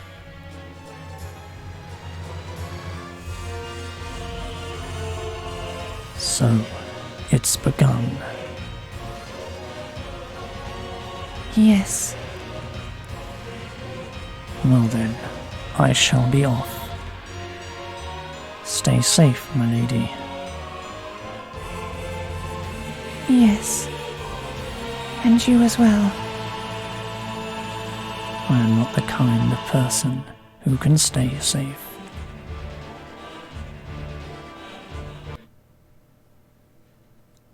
And so, the curtain was raised on the final act, the Battle of Green Hill. What had begun as a battle for my own life had quickly entangled me in a city-wide struggle. Stopping to think about whether this was a good thing or a bad thing was pointless now. The gods of fate appear to prefer a strange assortment of irony at all times.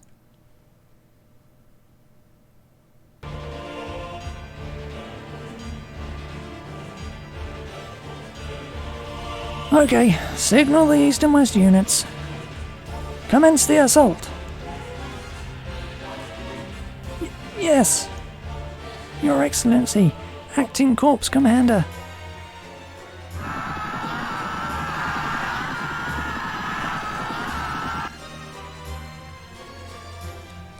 They're coming. Don't forget, we're not killing them, just stabbing and pushing them away. Don't forget your orders. Focus on the enemy right in front of us.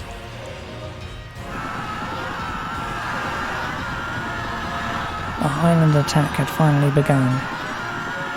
Just as expected, it was a two-pronged assault from the east and west. The dummies placed above the main gate had served their purpose.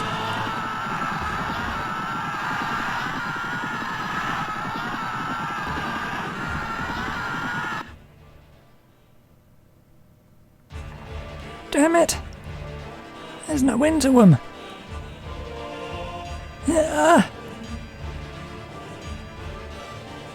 The miniature soldiers are doing well.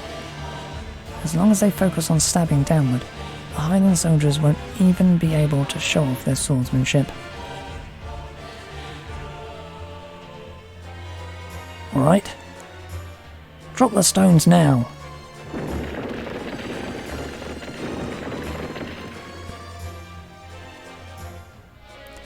One by one, we dropped the stones that the townspeople had gathered earlier. Ah! Damn! There's no way we can advance like this. Don't worry about the ones that make it up here. Let me take care of all of them. Just focus on pushing off the ones that are still climbing. Shin strode to and fro on the west gate, slaying the Highland troops that held parts of the wall one by one. The west gate should be okay for now.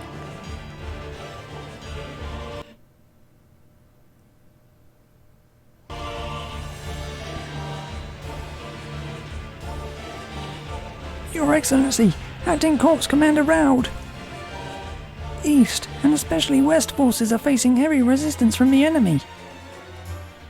Soldiers who made it to the top of the wall were cut down one by one by a swordsman waiting above. We can't get through. Persistent, aren't they? Very well. Send in the magic users as reinforcements. We'll reduce the enemies on the walls to ashes. Understood.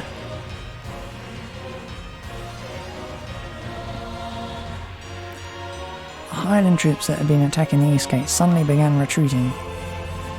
There was no way that they were giving up the attack, of course. I gave orders to the students on standby behind the east wall. Next will be the magic attack. Timing will be at your discretion. Return fire with your talismans.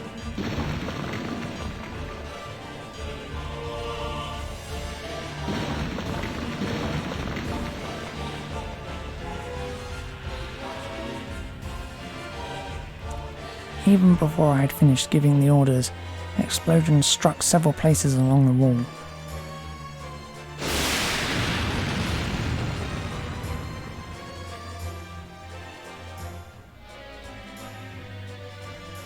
They were followed by lightning strikes, and the militia soldiers were scattered. The Highland Army's magic attack had begun.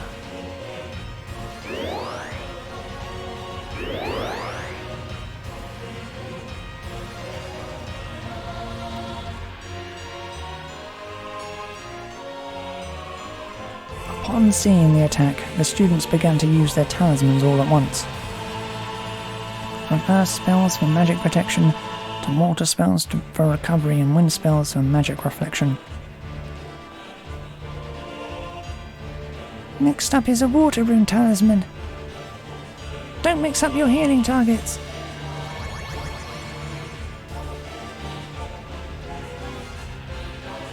Under Cornell's direction, the students coordinated the talisman magic.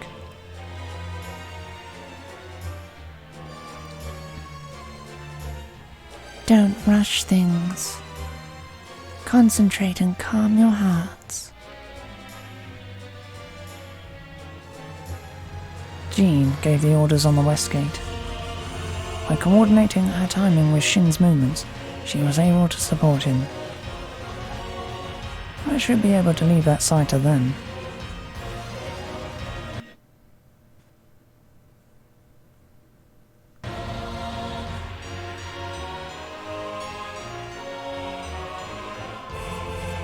They really stopped their attacks, huh? I wonder if they've given up. Indeed. Their attack seems to have died down, but they're still at it. They're just stalling for time to keep us occupied.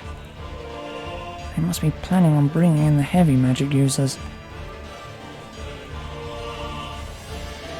Cornell! Use the canopy defense talisman. You have prepared one for each side, right?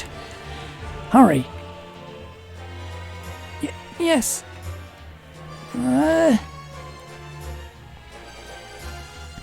What's wrong? Cornell! It's no good. I just can't handle the level of magic in this talisman. I'm sorry. Damn. I suddenly noticed my heart pounding. This is my fault. Jean seems to have succeeded in expanding the canopy defense to cover the west gate. But there's not going to be enough time to run there. What should I do?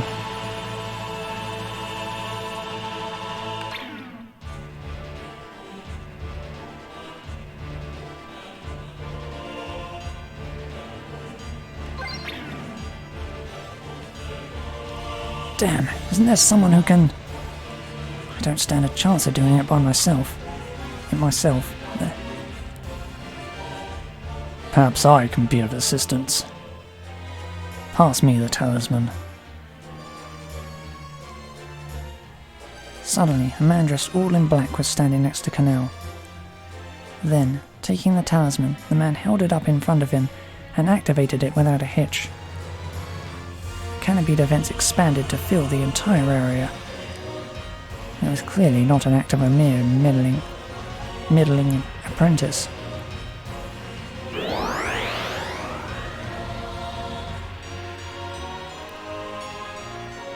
Who are you? My name is Khan. You, I presume, are Sir Nash Lekji. That's right. But how in the world did you know? I am of the Marley clan, vampire hunters by tradition. I've been looking for information on the founder, Lady Sierra, and came upon your name. We need to talk, but we can't do that if we're reduced to ashes, can we? I'll assist you. I appreciate it. I'm counting on you. Leave it to me.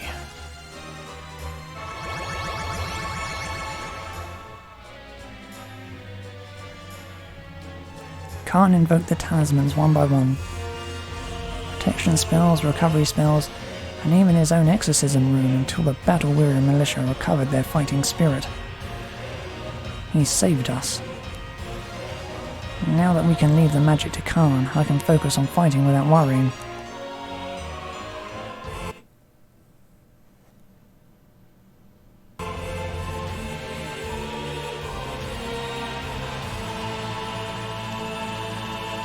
Corps Commander Round!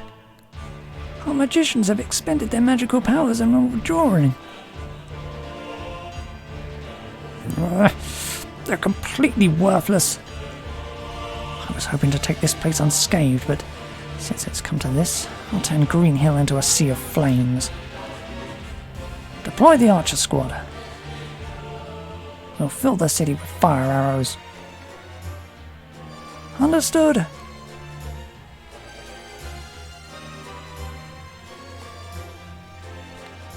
Now that the Highlanders finally decided to call off their magic attack, we had a spare moment to ferry the wounded into the academy-turned-war hospital.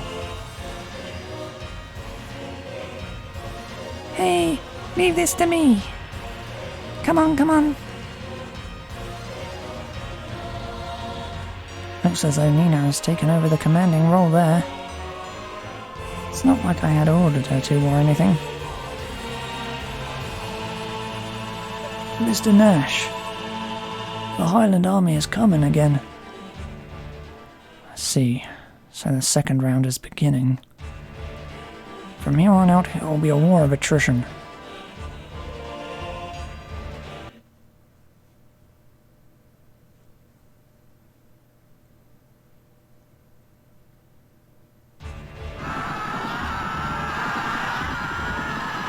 The Highland assault resumed. In addition to the heavy assault via ladders, they began to fire their arrows into the city centre. And this is the most critical moment. Teresa, I'm counting on you.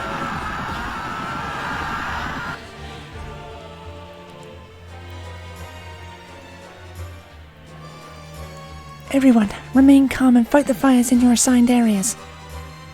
Attacks on the west side are the most severe. Please focus on putting out the fires. When arrows begin falling into the city, please withdraw alongside the walls. Arrows are headed toward the university. Leave the university campus to the students. Don't panic. We don't have enough water. Wait, I'll go draw some more. Out of the way. I'm using a wind magic talisman. Teresa's group is also doing well. The enemy is firing their arrows in waves, but with water prepared and their students eagerly using wind magic to take care of the blazes, they're pulling it off.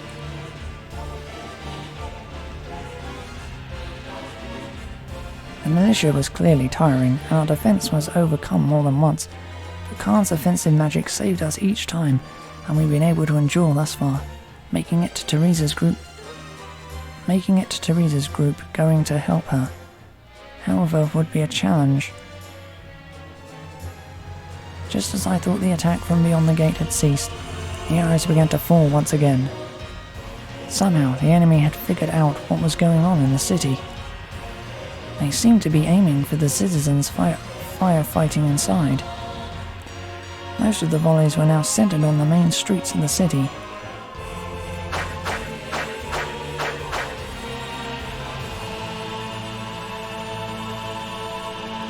As commander of a group, Teresa would be there herself.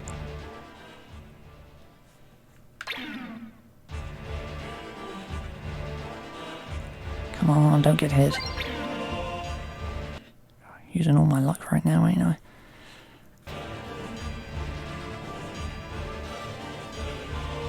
Teresa was struck now. This could turn into a rout. Come on. Stay out of the way. So praying, I jumped down from the wall. Those assigned to the inn won't be enough. Take half of the people inside to the center. Miss Teresa, watch out! Huh? Hey! Excuse me, miss. Huh? Speeding between the arrows raining down, a man ran up to Teresa with lightning quickness, swept her up and took her out of the danger. How could anyone possibly be so fast?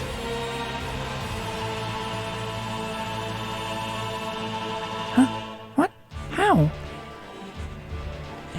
I'm sorry, miss. It's just that you were in danger back there. No, thank you very much. You don't appear to be from Green Hill. May I ask your name? My name's Stallion. I'm on a journey to become the fastest man in the world, and I happen to take a liking to Green Hill.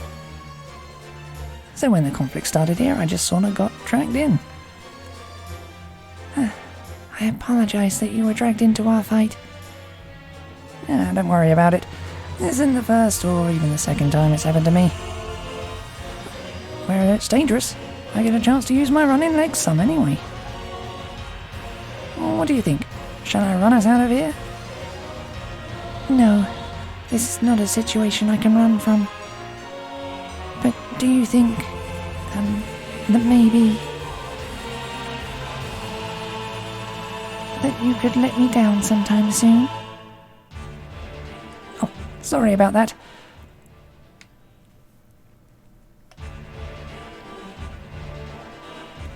Shin, you came here too. Mr. Stallion here saved me. Teresa, are you alright? No sweat. She's safe with me.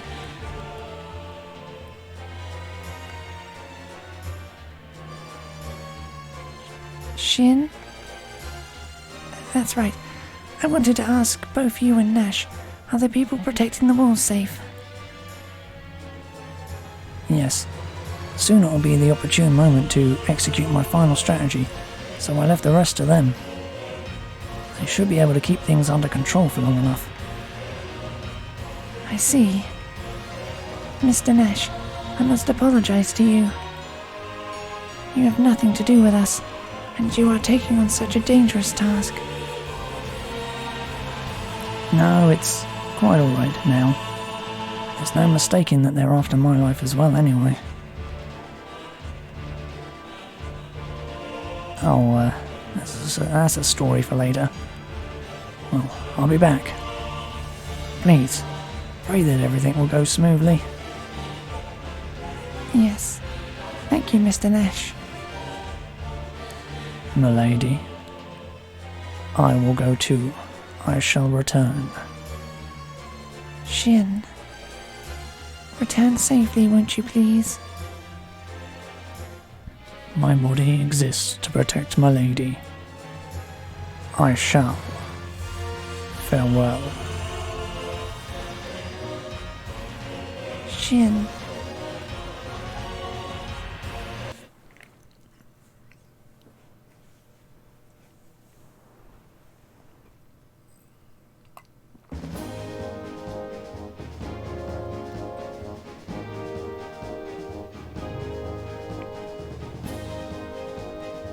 The hand-picked soldiers wearing red bandanas were waiting near the main gate. These soldiers, along with the townspeople defending the east and west walls, could only watch nervously as those in the centre continued their work.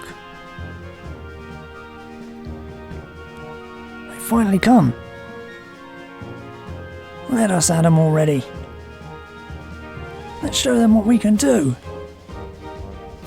Sorry you guys had to wait so long. It's your turn now. Give it all you got.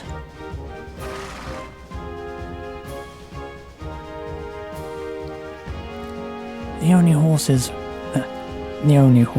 we have that are suitable for battle are these two on loan from Matilda. You and I are the only ones who can ride one anyway. pt2 should be all we need. As I straddled the horse, I began speaking to the troops. We will now attack Highland's main camp. Our comrades have done a fine job on our flanks. Most of our enemies are focused east and west. Their central force should be weak by now. Huh? Oh, I see. So you're saying if we hit the center at once, then we can win this thing here and now? That's right. Our objective is only to get to the Highland troops to retreat. We can't possibly wipe them out with a force this size. But we can buy some more time to give the Knights of Matilda the time they need to get here. At this point, this is our only choice. Alright, let's get moving. Our target is the enemy commander. Taking his head or disrupting their forces will be enough. When you see the signal, retreat inside the gate quickly. The 10 of you we choose earlier will be protecting the gates. That's the most important duty. We're counting on you. Yes, sir.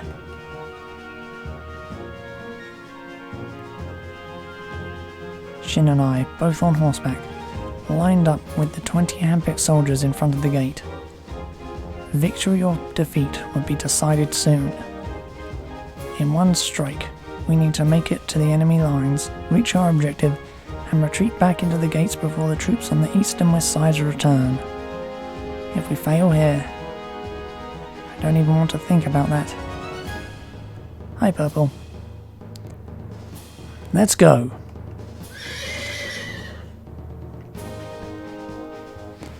At the signal, the gates opened and we all rushed out together.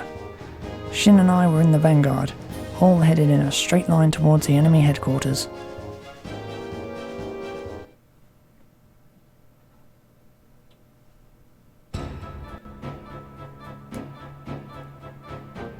Can't you follow orders?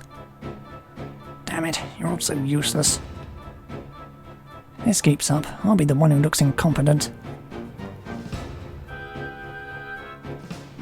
Acting Corps Commander Roud! Greenhill has opened the main gate to the city. Really? They did it? Alright, we'll hit them all at... that is... an enemy detachment is headed directly here. What? What did you say? What happened to the defence units? Didn't I tell you to leave an elite defence force in reserve? Yes, we should be alright. Our defences should hold. If we divide them and send them into attack. I'm still a little nervous. Order the attack force to fall back some. Yes, sir.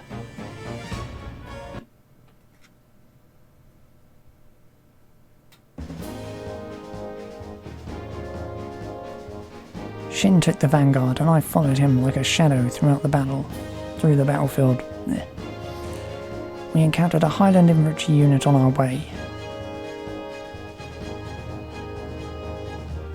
As I expected, having no hindrances between us and the enemy headquarters was too much to hope for. Make it quick if you can. We don't have the time for this. Leave it to me. I will show you one of my sword's secrets. The 8 Temples technique. Spider Slash.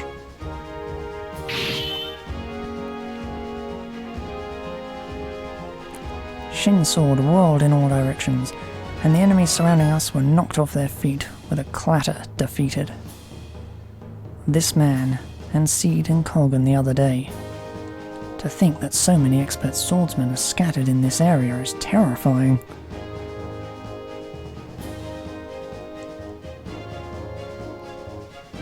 I held a makeshift firebomb in my right hand, and brought out a talisman in my left, and struck several Highland soldiers.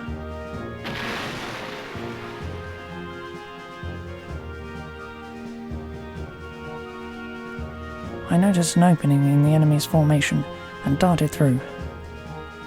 The militia, following on foot, managed to make it without slowing down.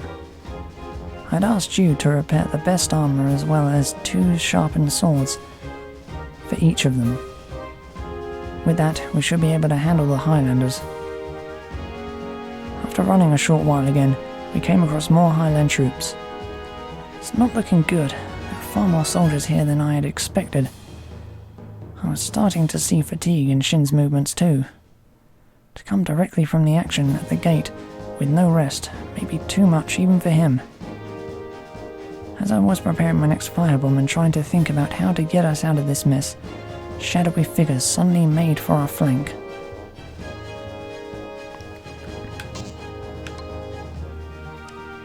Reinforcements?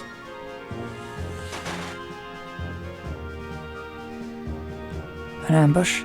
Hidden Highland troops came out from the thicket on our flank and rushed into our ranks.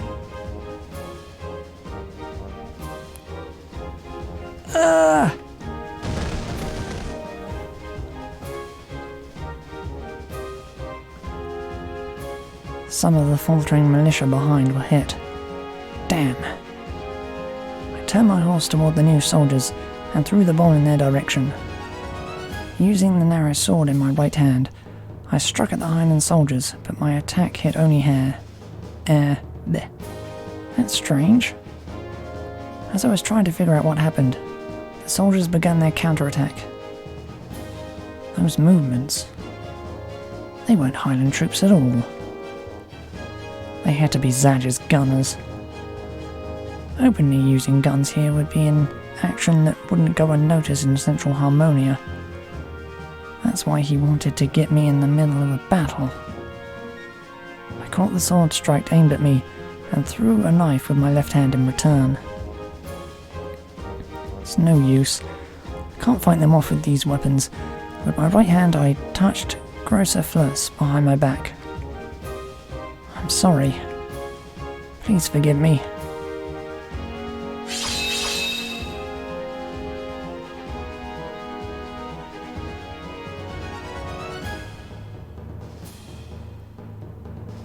With Grosser Fluss's sheer brutal power and Shin's assistance, I would be able to kill my would-be assassins, but that would take some time. Is there enough time to take care of both? Not like I really have a choice.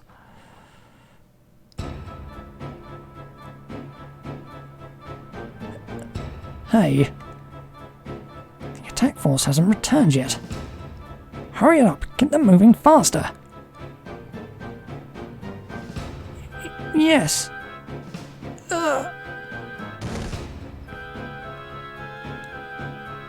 Well, looks like we managed to make it.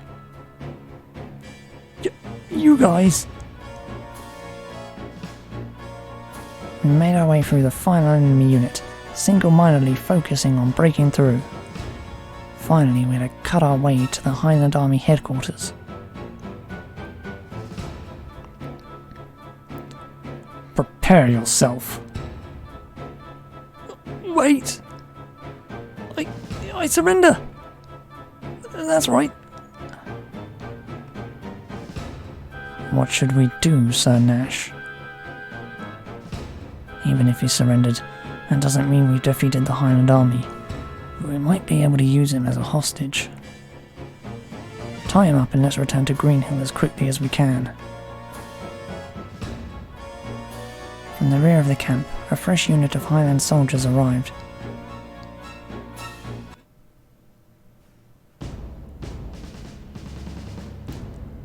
The enemy has very few soldiers.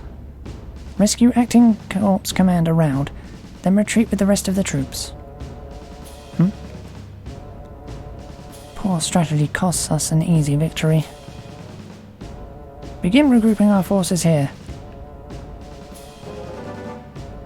The new Highland unit approached without breaking orders and encircled us, preparing to charge.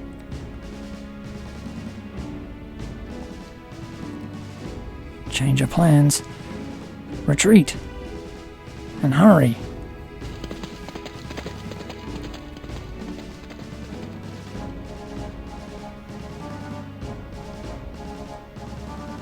shin cut open a path for us once again, and as we saw Green Hill's gates, we set our horses running.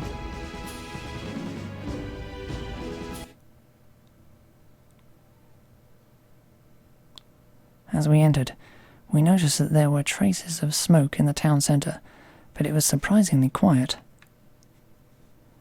The militia who defended the walls to the last, the townspeople who had put out the flames, the students who had tended to the wounded. All were exhausted, many having to lean against walls just to stand up, some sleeping on the ground and others merely resting in silence. There was no revelling in victory, but there was the sense of satisfaction that comes from having fulfilled one's duty.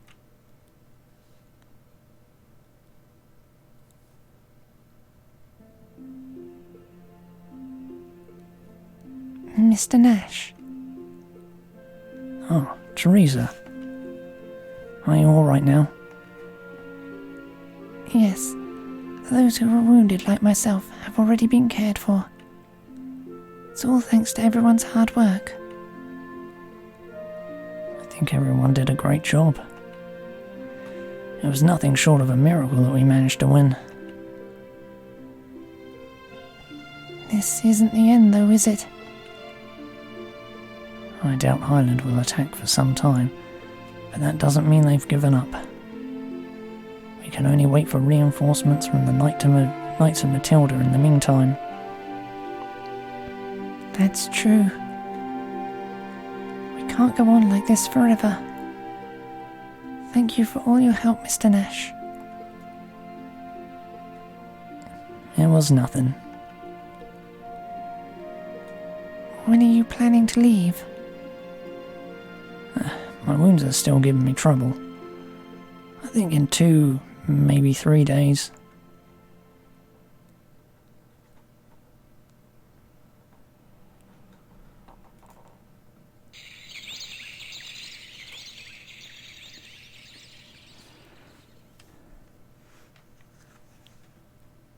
Ash.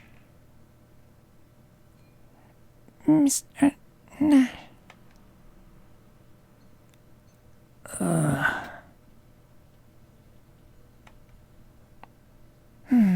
Maybe a bucket of water. Huh? Wait. I'm up.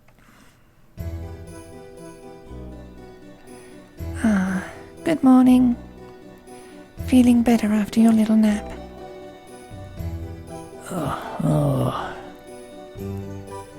Is it morning already?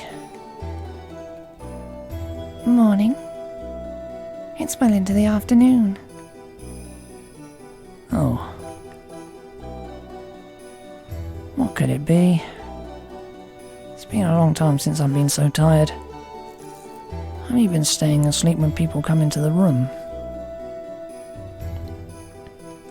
Mr. Nash, you've pushed yourself too hard.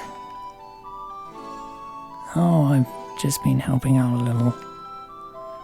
By the way, Don't worry. We have both breakfast and lunch for you. Since Highland retreated, we even got some vegetables in. So look forward to it, okay? I appreciate it.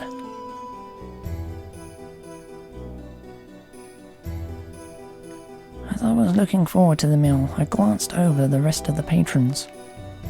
Each face showed the relief of releasing a long-held tension. Highland hadn't left entirely, but the immediate threat had passed. Even the flavour of the coffee was different. Fresh beans, I'd wager. What are you going to do now, Mr. Nash? You're not leaving yet, are you? Not yet. For now, I'm going to go speak with Teresa. Something's bothering me. What's the trouble? Is it Teresa's condition? Or could it be that schoolgirl that's been checking up on you in your sleep? What the? Well, I mean the general situation. We can't really rest until Matilda sends reinforcements, right? I suppose. So you're thinking about that again? Sorry for bringing it up. Right.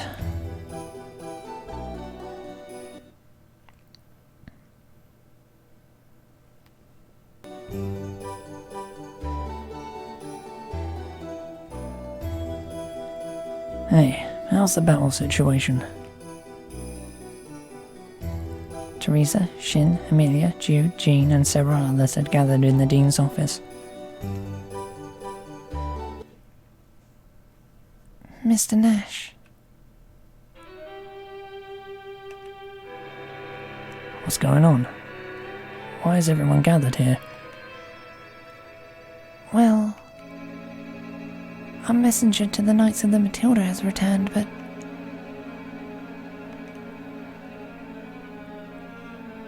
it's terrible. It's like they're just going to watch us die. Amelia. Miss Amelia, try not to get so worked up. But everyone worked too hard to have it just end like this. What in the world happened? The Knights of Matilda replied. They said that they would make no moves. What does that mean? What does this mean?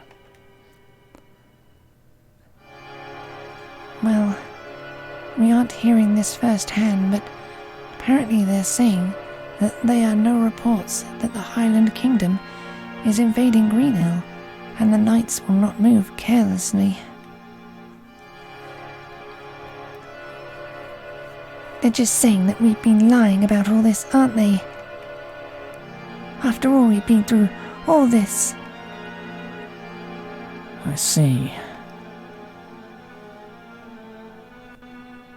It's all right, Amelia. We will show them we can defend Greenhill. We've learned a lot from Mr. Nash, so if Highland besieges us again... Lady Teresa! Lady Teresa! Good news! What in the world has happened?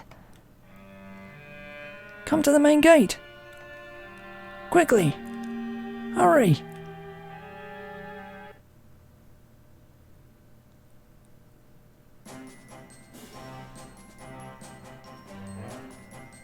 A group of citizens had gathered at the gate. Beyond the gate, the forms of many people could be seen. They weren't Highland troops, though. What's this about? It's the Meuse soldiers that were captured by Highland. It looks like they were suddenly freed and came here. It looks like their weapons and armor were returned to them as well. With them here, we can surely defend Greenhill. If they're releasing the prisoners of war, that must mean they want peace with us. We're saved!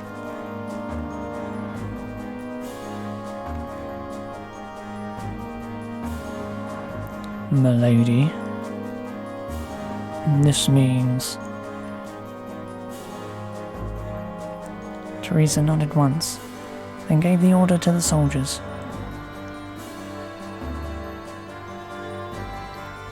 Please, open the main gate. Let them enter.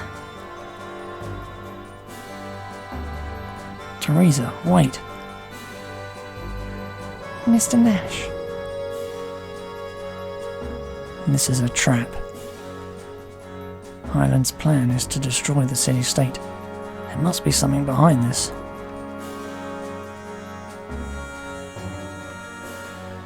I know. I understand that Highland is not that generous an enemy. However, outside those gates are our comrades. Closing the gates to them would be the same as sentencing them to death. At that time, I knew Teresa understood.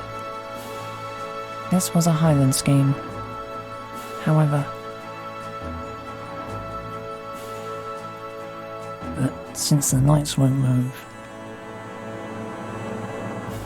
The knightdom's inaction is even more of a reason to let these people in. Open the gates. Teresa.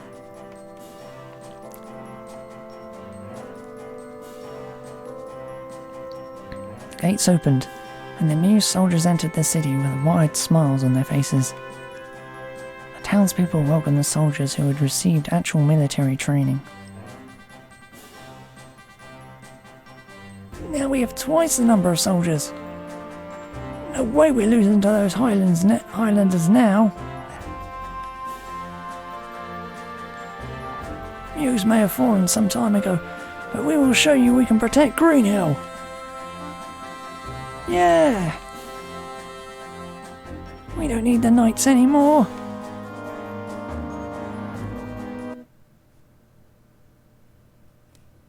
But it was only a matter of time before the unease I felt would become a bitter reality.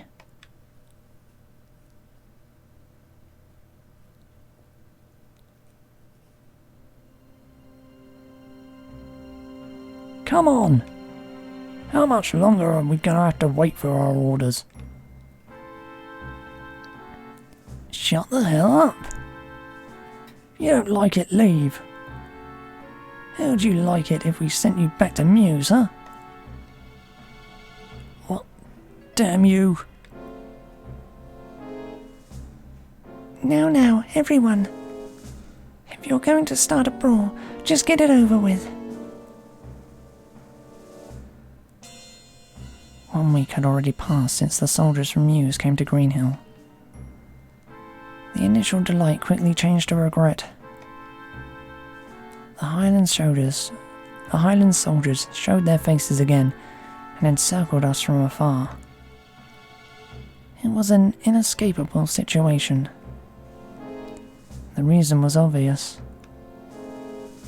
Ever since all the Mews soldiers had come here, the already dwindling food and other supplies had been exhausted. The citizens were forcibly reduced to abject poverty. 1 more month of this, and Greenhill would surely burn. I could tell the pot was about to bubble over at any moment. The citizens of Greenhill knew it was the Mews soldiers who were causing the supplies to run out.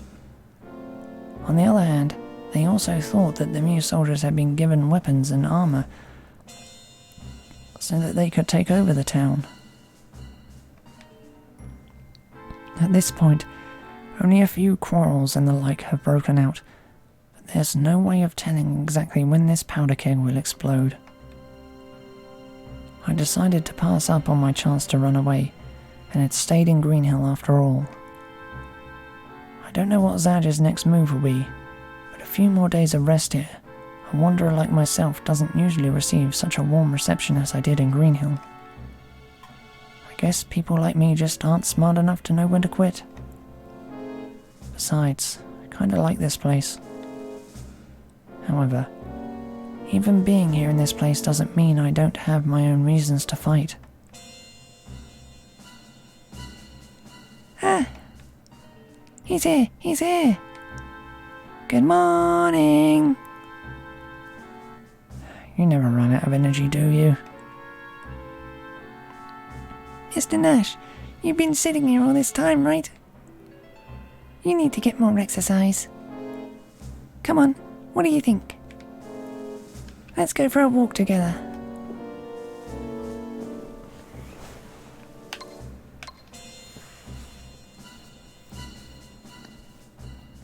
I guess so.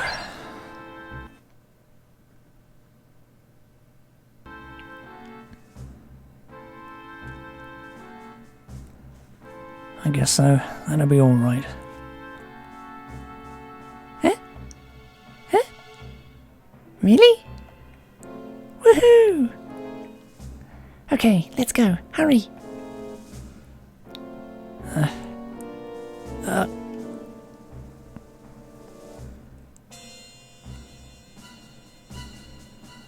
Food was now being rationed. This was to distribute what food remained as impartially as possible, but there were still those who slipped through the system. 2 people had been caught already trying to sneak into the food storehouse. Both times it had been one of the soldiers from Muse. This had resulted in a lot of anger toward the soldiers among the citizens. Oh, not again. On the street corner, an argument had broken out between Muse soldiers and the citizens. What are you mouthing off about? If it weren't for us, Green Hill would already have been taken by those Highlanders. You're talking garbage. We managed to drive those Highland soldiers off without you guys. I didn't see you guys there. You guys, act your age. Mayor Teresa has already ordered us to use the distribution system for our supplies. Huh?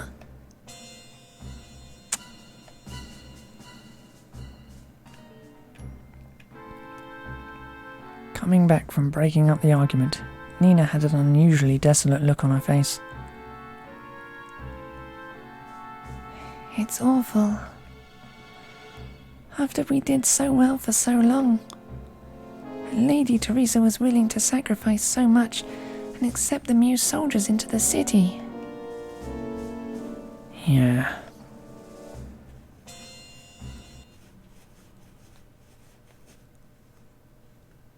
Before we knew it, our feet had led us to the Academy campus.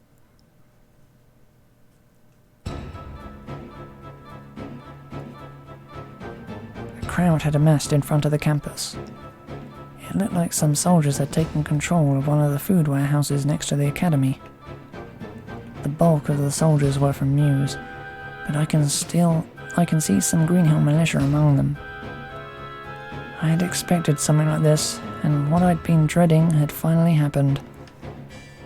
My advice to Teresa had been to put only the most trusted soldiers in charge of distributing the food, but it seemed that hadn't been enough. What in the world is going on here? All of you, leave here and go back to your posts immediately. Our posts? Don't kid around. We can't even tell who the real enemy is around here. We know you lot have been keeping all the food for yourselves. What nonsense are you talking about now? That warehouse is what remains. That warehouse is for what remains of the townspeople's food. It isn't only for you. Shut up! You're trying to sell us out to those Highlanders. We don't want that to happen. You all have a secret agreement with Highland. We know that much. What do you mean? We know we're just in the way. That's why you put us on outside duty. Whether it's in Highland or here, we're just taking up space. That's why, in the middle of the battle, you're planning to do away with us. They're saying such ridiculous things. The Muse soldiers were stationed outside because they don't have experience in town fighting, and to avoid conflicts with the townspeople. Who in the hell is spreading these rumours? If you don't stop this nonsense, I'll have to consider this an insurrection. Hey, look at that. After all that, you call us rebels. We don't have to put up with this. See, we fought this far ahead. With those words, the Muse soldiers entered the warehouse.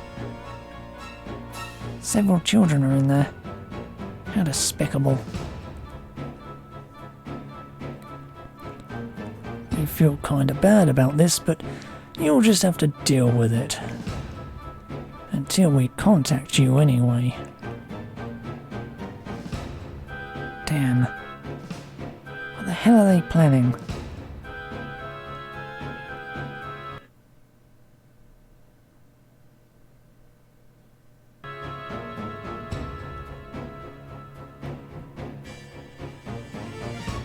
An hour passed after the stores were captured. All of the representatives of Green Hill were called to the Dean's office, but each and every one was looking downcast. We haven't made any progress so far. I'm worried about those kids too. Those cowards. They have hostages, so we can't really do anything about it. A rescue operation is what we need, but it's something we can only talk about. Geez, what are those guys planning?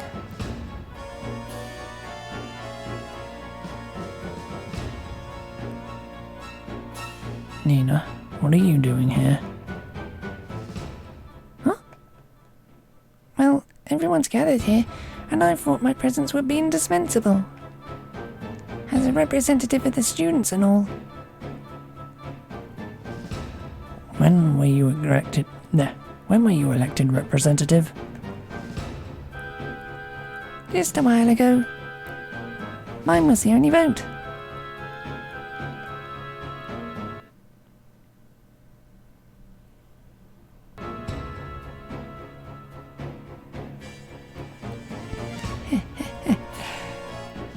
When they say contact, what could they mean?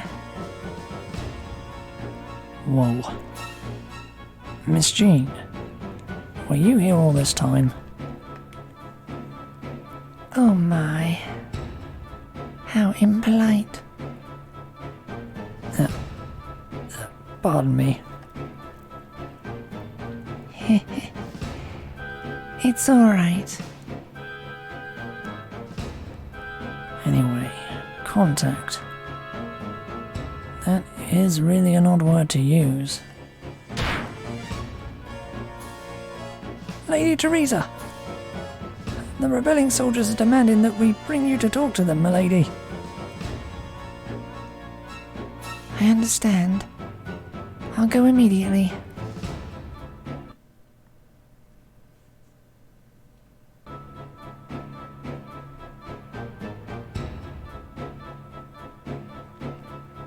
Just like before, the outside of the storehouse was surrounded by Muse soldiers, and they were encircled by even more citizens. As they saw Teresa, the townspeople opened a path for her. What is it this time? If you have decided to surrender, please lay down your weapons and come out immediately. Sorry, miss, but we haven't decided on that just yet. I've got good news for you, though. It's okay to release the hostages. What are the terms? You're going to take their place as our hostage. This brought a clamour from the citizens. Of course.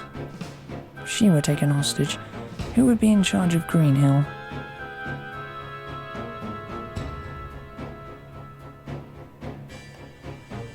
More importantly, what if the Highland Army decided to attack?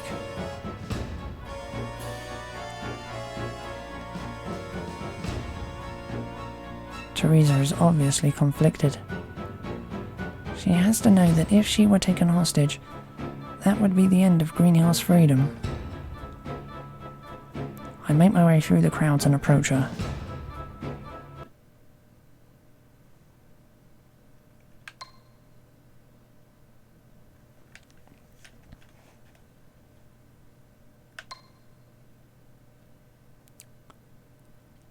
Don't do it. I made my way to Teresa's side. Don't do it, Teresa. If you're taken before our very eyes, that will be the end of Green Hill. This has got to be some sort of Highland plot. I know that. But I'm already so worn out. Milady, please stop putting yourself in harm's way. Thank you, Shin. You know, I wanted to protect the townspeople. To protect the people of the city-state. But then, this situation arose as a consequence. Somehow, I want to take this responsibility for my previous decision on my own. Milady. It's all right. I'm only becoming a hostage. But those guys... As if to cut straight through my words, Teresa stepped in front of the Muse soldiers. I understand. We will accept your demands. Release your hostages immediately. Teresa's words to the Muse soldiers caused a wave of unrest among the assembled citizens. All of them looked as if they were praying for Teresa's safety, but Teresa herself did not look back.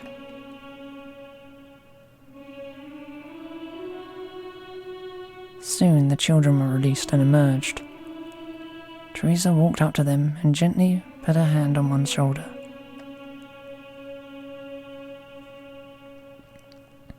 Are you okay? I'm so sorry. Were you scared? It's all right. You can go back home now. Yeah. But... what's wrong? Inside, it's filled with bread, right? I'm not allowed to eat it. That's 'cause there's only a little left. I'm sorry. I'm really, truly sorry. Go back to your mother. From tomorrow on, you'll surely be able to eat some bread. Really? You mean it? Yay!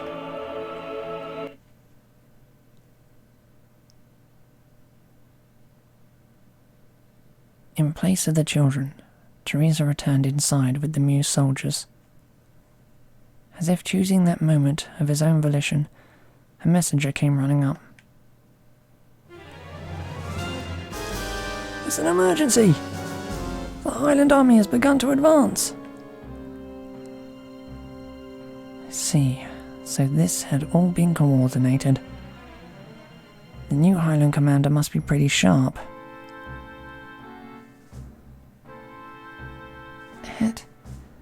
At this exact moment? It's because it's this exact moment that they're advancing. When the Muse soldiers were released, they must have made some sort of promise to do this as collateral. Green Hill's food stores would be wasted on the soldiers that they took in. Green Hill would fall without a fight, since the Knights of Matilda refused to send reinforcements. Teresa had been their only problem. As long as she was with them, the people of Green Hill would have hope. And if they still have hope, even if Green Hill were to fall, then they might rebel. This was how they thought they'd nip that possibility in the bud.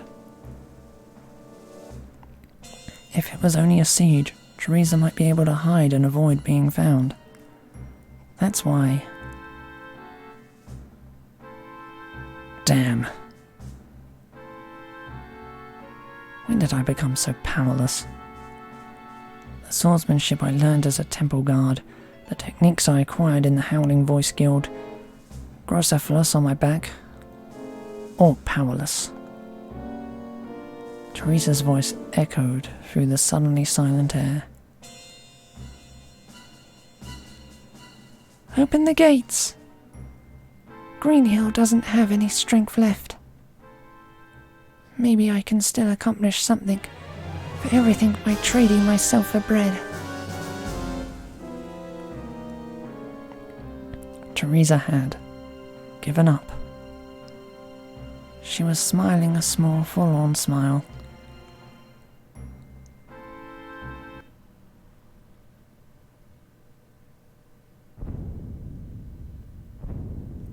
Greenhill's gates opened with no resistance.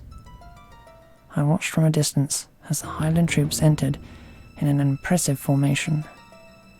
Awaiting them were the rebellious troops, proudly holding the weary Teresa captive. No person can raise a hand to stop the cogs of history as they turn ever onward. All the citizens feeling an overpowering helplessness had gone completely silent. I no longer have a place among these streets. Turning to the inn, I got my things in order.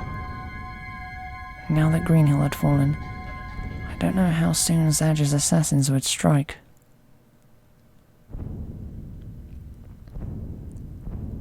You're running away again.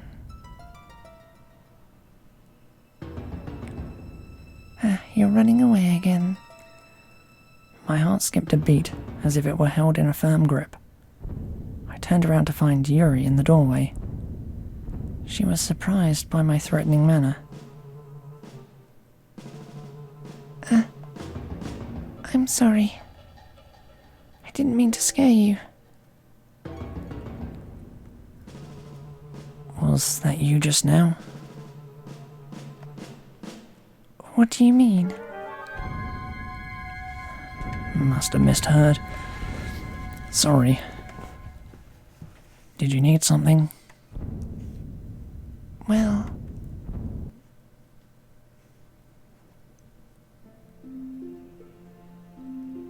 After Yuri entered, I could see the forms of other people. Shin, Nina, Amelia, Jean, Jude, Connell, and many townspeople. Why? Greenhill has surrendered. However, I want to recapture Lady Teresa. If Teresa is safe, then a day will come when Greenhill's people will be able to regain the strength to resist. Yeah.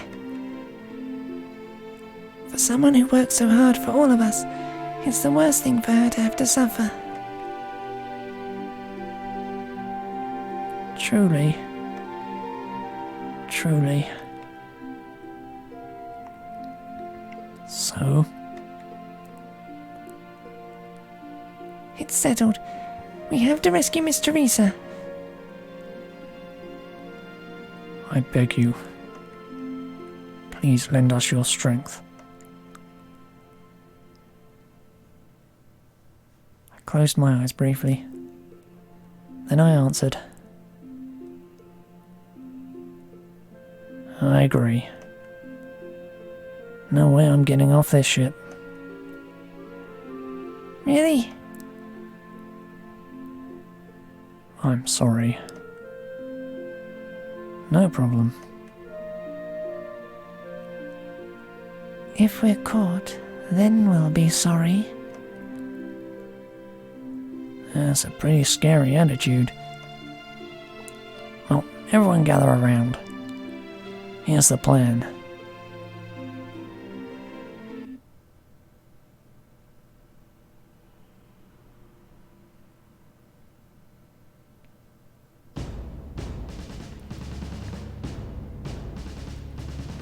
When is the Highland Commander going to get here?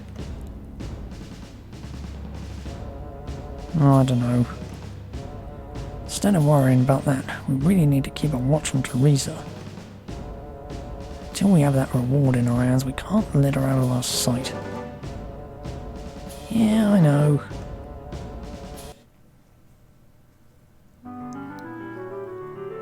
Hey, out of the way!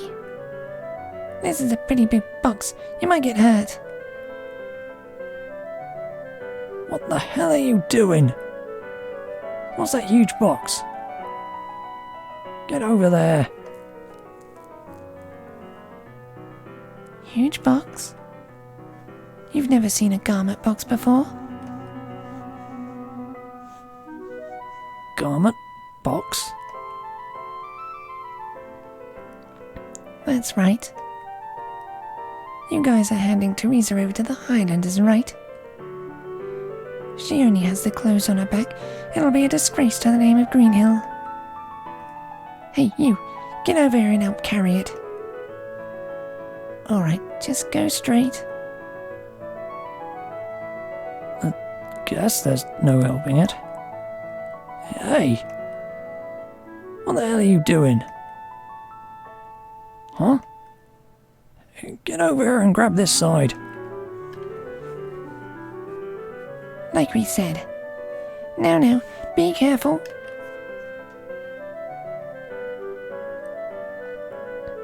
This thing is pretty big. Hey, I'm going to take a look inside.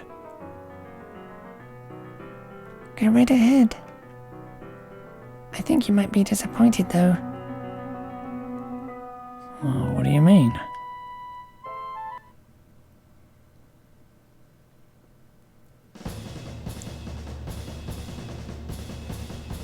Sound rune.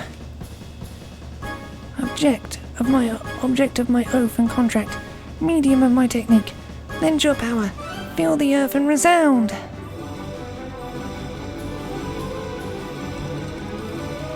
Cornell had hidden himself someplace I couldn't see. From where I was, and used his rune. Suddenly, a dissonance echoed through the air. While most of the amused soldiers were dazed, Shin and I leapt out of the garment box.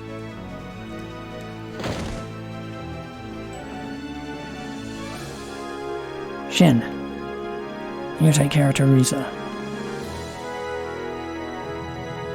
We were wearing earplugs, so I had to raise my voice to be heard. Shin gave a barely perceptible nod and ran to Teresa's side. I covered Shin, stopping the soldiers who were heading in his direction. Shin! Milady, please do not move.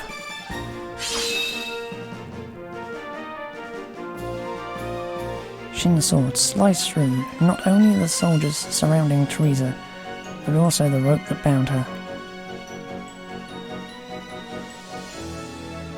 Shin, why would you do this? To rescue you from this place. I have already decided for the future of Greenhill. So please, don't do this. This life, which I received from the Wise Mill family, is dedicated only to protecting you. You're in a hurry. Forgive me. Shin took Teresa in his arms. That taken care of, I put my hand in my pocket.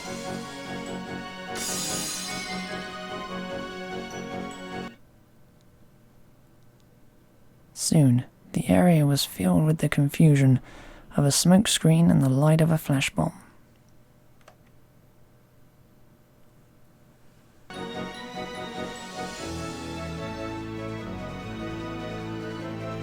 Damn! Where'd they go? Don't let them run away! Find them quickly!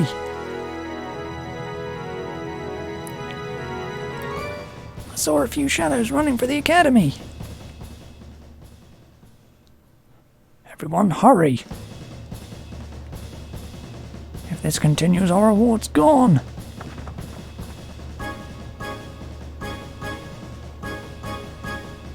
See? I told you you'd be disappointed.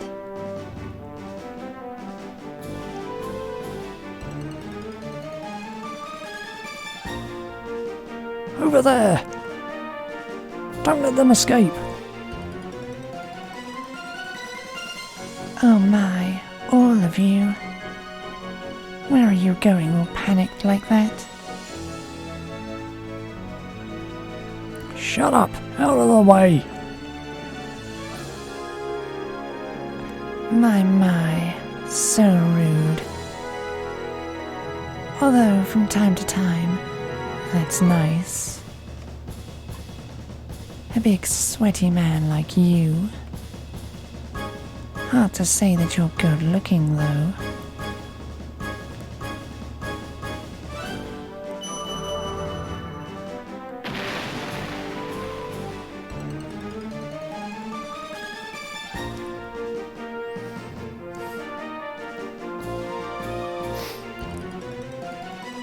Shin, where are we going?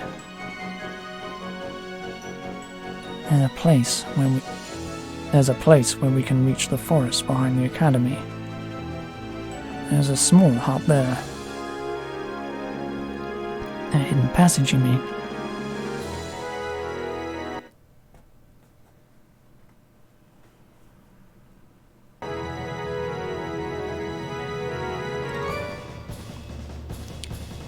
Damn! Where'd they go? The second floor! They ran to the second floor! Everyone, assemble here!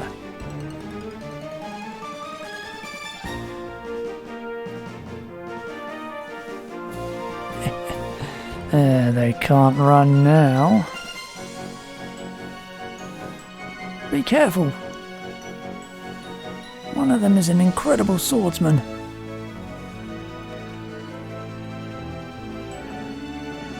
Okay, everyone, let's fortify the area. Alright, follow your orders!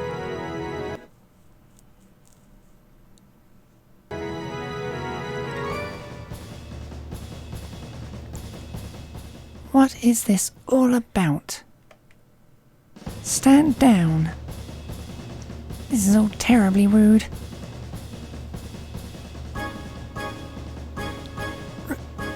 Really?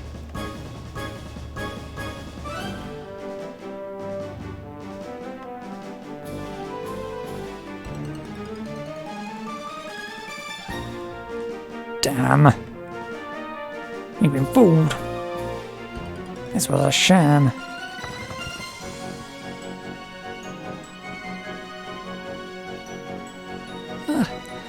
This is bad for my heart. You think so? I thought it was thrilling. My heart was pounding.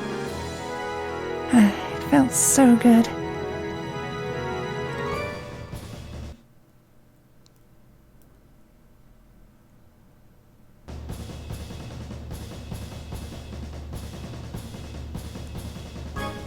Just a little further to the hut. I'm relieved we got so far. Not a moment after I said that, I had some indication that there were people following us and stopped walking. What's wrong? Oh, nothing serious. Could you both go on ahead? Maybe this is a good place for us to part ways. I'll leave Teresa to you. Of course. Part ways? You have things that you must do, but I have things that I must do. I started to understand that. Now. No, you have taught me that. Thank you, Teresa, and farewell. But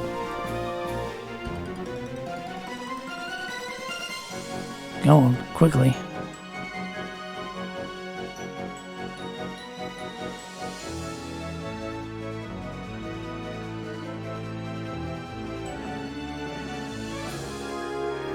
Mr. Nash, be careful. I pray for your safety.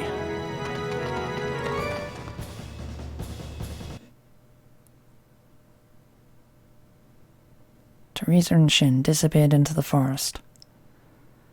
The pursuers in hiding clearly did not follow them. I understood their motive then. You can come out now. Show yourself, Zaj.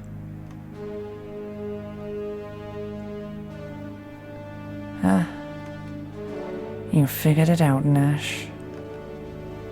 That was quite the scene back there. Holding back and watching something like that really isn't like you, Zaj. You're right. In all that confusion, it would have been a simple thing for me to take your life. So why didn't you do it? Are you suddenly feeling merciful? I'd like to ask you just one question. Don't be so self-important. Then I'll get right to it. Nash, your orders were to obtain information regarding the true rune, correct? However, you lent Green Hill a hand. At one point, you could easily have run away, but you stayed. Why is that? Who knows? Answer me, Nash. Even if I told you, you couldn't understand. A sentiment called compassion lives in my heart, you see. I see. Just like that time. You're acting according to your feelings. You're right, I am. I'm back in Harmonia. That would have shamed me, but I left Crystal Valley behind me. My life there is over, and I don't regret a thing. I knew when I did it that I wasn't making a mistake this time either. And now I'm even more certain.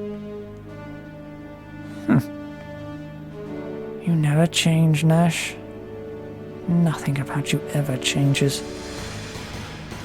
You're always this way, so my threats aren't even worth it.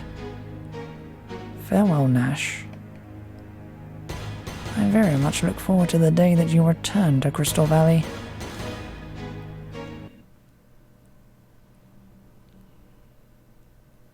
Zaj departed with those words. I haven't changed at all.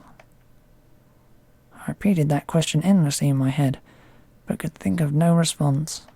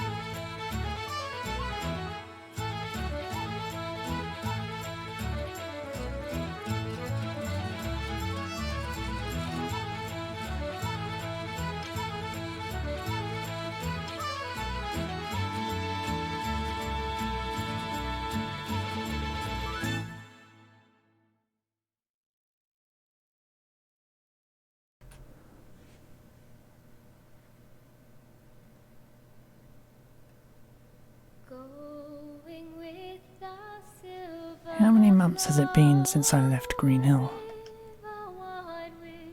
Tales brought over the wind speak of a new allied city-state army, and that they managed to liberate Green Hill. Yuri, Teresa, Shin, Jude, Amelia, Jean, Cornell. I hope they're all safe.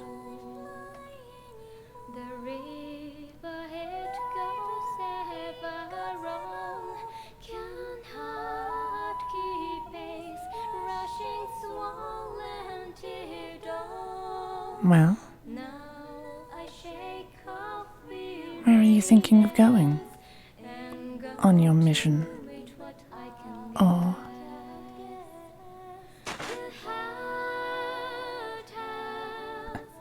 will you try to stop me? If you try it, you better be prepared to die. Just like that time before.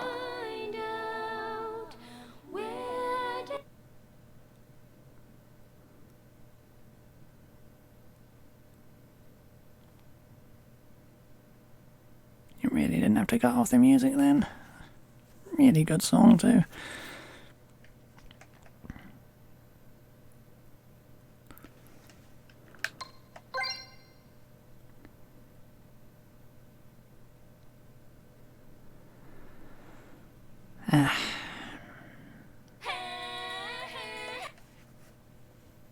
Well, just gonna press start to get it there. So that's volume 1 done. Means if I do have the translation for 2, I can start it tomorrow. Haven't actually tested that file yet. But I'm sure it'll be fine. So yeah. That'll be all for now. I'm gonna rest my voice for tomorrow. That was a bit of an abrupt ending, really. Oh well. Bye.